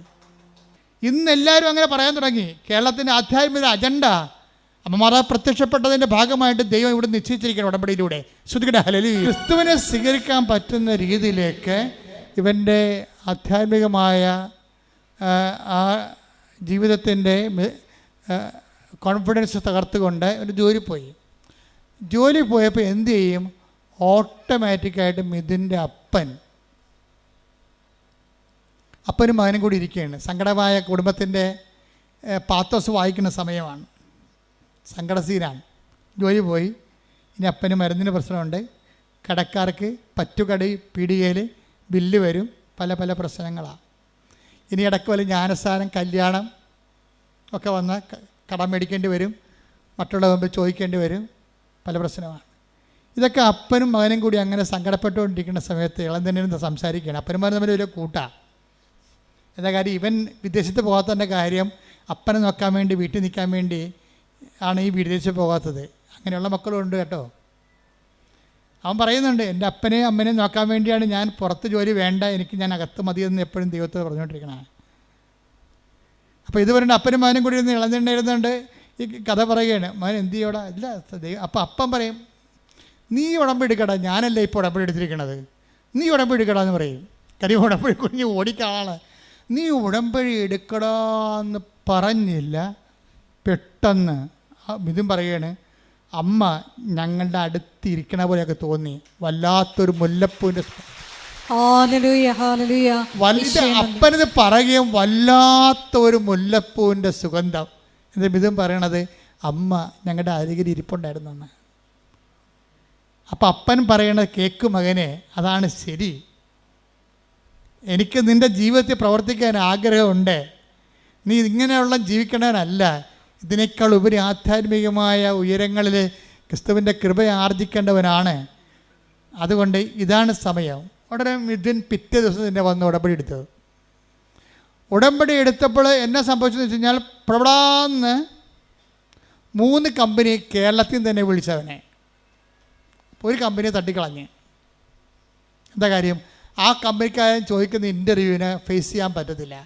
സെക്കൻഡ് ഫേസ് ആകുമ്പോൾ എല്ലാവരും തോറ്റുപോകും. 1000 പേര് വേണമെങ്കിൽ അവർ 1 പേര് 2 പേരെ വേണമെങ്കിൽ അവർ 1000 പേരെ വിളിക്കുന്നേ ഉള്ളൂ. ഭയങ്കര പ്രശ്നമാണ്. അപ്പോൾ അവിടെ പോകണം തീരുമാനിച്ചു. ബാക്കി 2 കമ്പനി ഇൻ്റർവ്യൂ അറ്റൻഡ് ചെയ്ത്. 2 കമ്പനി ഇൻ്റർവ്യൂ അറ്റൻഡ് ചെയ്ത് കഴിഞ്ഞപ്പോൾ 2 നല്ലതാണ്, പക്ഷേ ഉറപ്പില്ല. കാര്യം വിളിക്കണില്ല, അവർ വിളിക്കണില്ല. അതാണ് സംഭവം.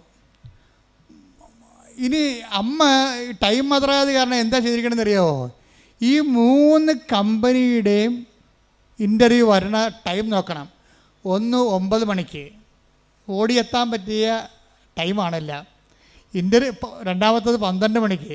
ഇവിടുത്തെ ഇൻ്റർവ്യൂ കഴിഞ്ഞ് അടുത്ത ഇൻ്റർവ്യൂവിന് പോകാം. 9 മണിക്കാണെങ്കിൽ തെണ്ടിപ്പോയനാണ്. ദൈവം ചെയ്യാനുള്ള ചില കാര്യങ്ങളുണ്ട്, അത് ദൈവത്തിന് മാത്രമേ ചെയ്യാൻ പറ്റത്തുള്ളൂ. അത് നമ്മൾ അറിയണം. ദൈവത്തിന് എന്തിനു വേണ്ടിയാണെന്ന് ചോദിച്ചു കഴിഞ്ഞാൽ, ദൈവം ആധ്യാത്മിക ഒരു AI ആണ്. അതായത് പ്രോഗ്രാം ചെയ്യും. സമയ ഘടികാരം നെഞ്ചിച്ചാർത്തി പ്രത്യക്ഷപ്പെട്ട സമയത്തിൻ്റെ സഞ്ചാരി മാതാവ് നിൻ്റെ സമയത്തെ പ്രോഗ്രാം ചെയ്യും. ഒന്ന് 9 മണിക്ക്, ഒന്ന് 12 മണിക്ക്, ഒന്ന് 4:30 മണിക്ക്. ഇങ്ങനെയുണ്ട് പരിപാടി. ഇത് ആർക്കും ചെയ്യാൻ പറ്റുമോ? 3 കമ്പനിയിൽ നിന്ന് ഇവന് ഓടിയെത്താൻ പറ്റുന്ന രീതിയിലാണ് ഇൻ്റർവ്യൂ അറേഞ്ച് ചെയ്തിരിക്കുന്നത്. അപ്പോൾ അവന് ഉടമ്പടിയിലായി. ഉടമ്പടി വർക്കൗട്ട് ചെയ്യാൻ തുടങ്ങി. സമയത്തെ ദൈവം ഇടപെട്ട് കഴിയുമ്പോൾ അതിൻ്റെ അർത്ഥം ഉടമ്പടി ഒരു ബാക്ക് സ്റ്റിയറിങ്ങിലായി. അമ്മയെ പുറകിലിരുന്ന് സ്റ്റിയർ ചെയ്യാൻ തുടങ്ങി ആളെ. അതുകൊണ്ടാണ് ഈ ഉടമ്പടി ടൈം ഇങ്ങനെ കറക്റ്റ് ചെയ്ത് വരണത്. അപ്പോൾ ഇവന് 1ാമത്തെ ഉടമ്പടിക്ക് 9 മണിക്ക് പോയി. 1ാമത്തെ ഇൻ്റർവ്യൂ 9 മണിക്ക് പോയി. അവരോട് സംസാരിച്ചു. അവർ ചുമ്മാ ബയോഡേറ്റായി എവിടെയാണ് വർക്ക് ചെയ്തത്, അങ്ങനെ കുറച്ച് കാഷ്വൽ കാര്യങ്ങൾ ചോദിച്ചു. അപ്പോൾ തന്നെ മനസ്സിലായി ഇവരാളെ എടുത്തിട്ടുണ്ട്, നമ്മളെ ആവശ്യമില്ലെന്ന്. അവർ കുറേ ഇൻ്റർവ്യൂവിന് പോയിട്ട് പരിചയമുള്ള ആളല്ല. ഇൻ്റർവ്യൂ ഈസി ആണെങ്കിൽ ഓർക്കുക, എടുക്കാനുള്ള ആളെ എടുത്തിട്ടുണ്ട്, നിങ്ങൾ ആവശ്യമില്ലെന്ന്. അതുകൊണ്ടാണ് അപ്പൻ്റെ പേരെന്താണ് നമ്മൾ ചോദിക്കണത്. അമ്മയുടെ പേരെന്താ, എവിടെ നിന്ന് വരുന്നത്, പണ്ട് എവിടെയായിരുന്നു എന്നൊക്കെ ചോദിക്കും. ഇത്രയേ ഉള്ളൂ. അതിൻ്റെ അർത്ഥം അവർ ആൾക്കാരെ എടുത്ത്. 12 മണിക്കുള്ള ഇൻ്റർവ്യൂവിനും സെയിം ക്വസ്റ്റ്യനാണ്. എവിടെയാണ് നേരത്തെ വർക്ക് ചെയ്തത്, അവിടെ നിന്ന് പോരാൻ കാര്യം എന്താ, എങ്ങനെ അവിടെ ജോലി നഷ്ടപ്പെട്ടത്, അത്രേ ഉള്ളൂ. വേറെ ഒന്നും ചോദിക്കും. ഇവൻ്റെ കലിബറോ ഇവൻ്റെ എക്സ്പീരിയൻസോ ഒന്നും അത് ചോദിക്കണ്ട. ഇവൻ്റെ സർട്ടിഫിക്കറ്റ് തുറന്നു നോക്കണില്ല. അതൊക്കെ ഞങ്ങൾ നേരത്തെ കണ്ടതാണ്, അതിലെ നിങ്ങൾ വിളിച്ചതെന്ന് പറയും. അത്രേ ഉള്ളൂ. അപ്പോൾ ഈ 2 കമ്പനിയിലും ആളെ നേരെ എടുത്തതാണ്. 3ാമത്തെ കമ്പനിയിൽ ഇവന് താല്പര്യമില്ല. കാര്യം എന്താണ്, അവിടെ ചെന്നാൽ രക്ഷപ്പെടത്തില്ല. അതുകൊണ്ടാണ് കാര്യം. ആ കമ്പനി ഇവൻ അവോയ്ഡ് ചെയ്ത് കൂട്ടിയതാണ്. അതുകൊണ്ട് 12 മണി കഴിഞ്ഞപ്പോൾ തന്നെ ഇവൻ ഉഴപ്പാൻ തുടങ്ങി. ഇനി തീർന്നില്ല, ഇൻ്റർവ്യൂ തീർന്നല്ല. പക്ഷെ 4 മണിയായപ്പോൾ തന്നെ ഈ കമ്പനിയിൽ നിന്ന് 3ാമത്തെ കമ്പനിയിൽ നിന്ന് ആരെ വിളിച്ചു. കാര്യം ഈ ഉടമ്പടിയുടെ പ്രശ്നം പറയണത്, അമ്മ ഒരു 1 way or other മദർ ഞങ്ങളുടെ കൂടെ കമ്മ്യൂണിക്കേറ്റ് ചെയ്യുന്നുണ്ട്. എനിക്കത് മനസ്സിലാകാൻ വേണ്ടി മാത്രം ഞാൻ ഉടമ്പടി അത്ര വളർന്നില്ലല്ലോ. അമ്മ ഞാനും അപ്പനും കൂടി ഇൻ്റർവ്യൂവിന് വേണ്ടി പുറത്തിറങ്ങിയപ്പോൾ തന്നെ ഞങ്ങൾക്ക് മുമ്പിൽ മഴമില്ലി വീശിയടിച്ചെന്ന് പറയും. ഉടമ്പടി ഭയങ്കര സംഭവമല്ലേ. അത് അമ്മയെ കയ്യൊപ്പുള്ള സാധനമാണെങ്കിൽ അപ്പം തന്നെ ഉടമ്പടിയുടെ അടയാളമാണല്ലോ മഴവില്ല്. അപ്പനും ഞാനും കൂടി വിസ്മയത്തോടെ ഇങ്ങനെ മഴവില്ല് നോക്കി. അത് മറിയാതെ അമ്മയായി സാന്നിധ്യമായി നിന്നു. 4 മണിയായപ്പോൾ 3ാമത്തെ സ്ഥലത്ത് നിന്ന് തന്നെ വിളിച്ചു. എനിക്ക് പോകാൻ താല്പര്യമില്ല. ഞാൻ പറഞ്ഞു ഞാൻ വളരെ അകലെയാണ്, മറ്റൊരു ഇൻ്റർവ്യൂ പങ്കെടുത്തുകൊണ്ടിരിക്കുകയായിരുന്നു, അത് കഴിഞ്ഞതേ ഉള്ളൂ, ഇനി ഓടിയെത്തുമ്പോൾ 4:30 മണിയാകും, അല്ലെങ്കിൽ ചിലപ്പോൾ കഴിഞ്ഞു പോകും, സാരമില്ല നിങ്ങൾ വരാൻ പറഞ്ഞു. 4:30 മണിയായപ്പോൾ ഇവൻ ഒരിടത്തും എത്തിയിട്ടില്ല, ഓടിക്കൊണ്ടിരിക്കുകയാണ്. അപ്പോൾ കമ്പനി നിന്ന് വിളിച്ചു, നിങ്ങളുടെ ടൈമാണല്ലോ എന്ന് പറഞ്ഞു. അത് പറഞ്ഞ് ഞാൻ എൻ്റെ അവസ്ഥയിലാണ്, കുഴപ്പമില്ല, നിങ്ങൾ വരാൻ പറഞ്ഞു. 4:30 മണിക്കുള്ള ഇൻ്റർവ്യൂവിന് അവൻ ചെല്ലുമ്പോൾ ആ സ്ലോട്ടിൽ അവൻ മാത്രമേ ഉള്ളൂ. 5 മണിക്കാണ് അവിടെ എത്തണത്. 5 മണിക്ക് ഇവനോട് ഇൻ്റർവ്യൂ ചോദിച്ചു. വ്യാപകമായ രീതിയിൽ ഭയങ്കര അനലൈസ് ചോദ്യങ്ങൾ ചോദിച്ചു. കുറേ നേരം നിന്ന് വിടുമ്പോഴേ പിറ്റേ ദിവസമായപ്പോൾ പിറ്റേ ദിവസം ഇവന് അപ്പോയിൻമെൻറ്റ് ഓർഡറായി. അതെന്താ പ്രശ്നം? അത് നിങ്ങളൊന്ന് ചിന്തിച്ച് നോക്കണം. അതായത് ഈ ഉടമ്പടി ഇവൻ ഈ കമ്പനി ജോലി ഇവൻ ഉപേക്ഷിച്ചതാണ്. അവരെടുക്കാനുള്ള ആളെ എടുത്തായിരുന്നു. ആ കമ്പനി, മൂന്നാമത്തെ കമ്പനി എടുക്കാനുള്ള ആളെ ഓൾറെഡി എടുത്തതാണ്. ഇവൻ എടുക്കേണ്ട കാര്യമില്ല. മാതാവ് അവൻ്റെ പേര് ആ മുറി കയറിയിട്ട് ഇവന് വേണ്ടി ഇവരെ വെയിറ്റ് ചെയ്തുകൊണ്ടിരിക്കുകയാണ്. ഇവന് ജോലി കിട്ടിക്കഴിഞ്ഞപ്പോൾ ഇവൻ അവിടുത്തെ ക്ലർക്കിനോട് ചോദിച്ചു, എൻ്റെ സ്ലോട്ടിൽ എത്ര പേരുണ്ടായെന്ന് ചോദിച്ചു. ക്ലർക്ക് പറഞ്ഞു, നിങ്ങളുടെ സ്ലോട്ടിൽ നിങ്ങൾ മാത്രമേ ഉള്ളൂ, നിങ്ങൾക്ക് വേണ്ടിയാണ് കമ്പനി 1 മണിക്കൂർ വെയിറ്റ് ചെയ്തതെന്ന്. കമ്പനി വെയിറ്റ് ചെയ്തതല്ല, കമ്പനിയെ വെയിറ്റ് ചെയ്യിച്ചതാണ്. ഹല്ലേലൂയ ഹല്ലേലൂയ ഹല്ലേലൂയ ഹല്ലേലൂയ യേശുവേ ഹല്ലേലൂയ ഹല്ലേലൂയ.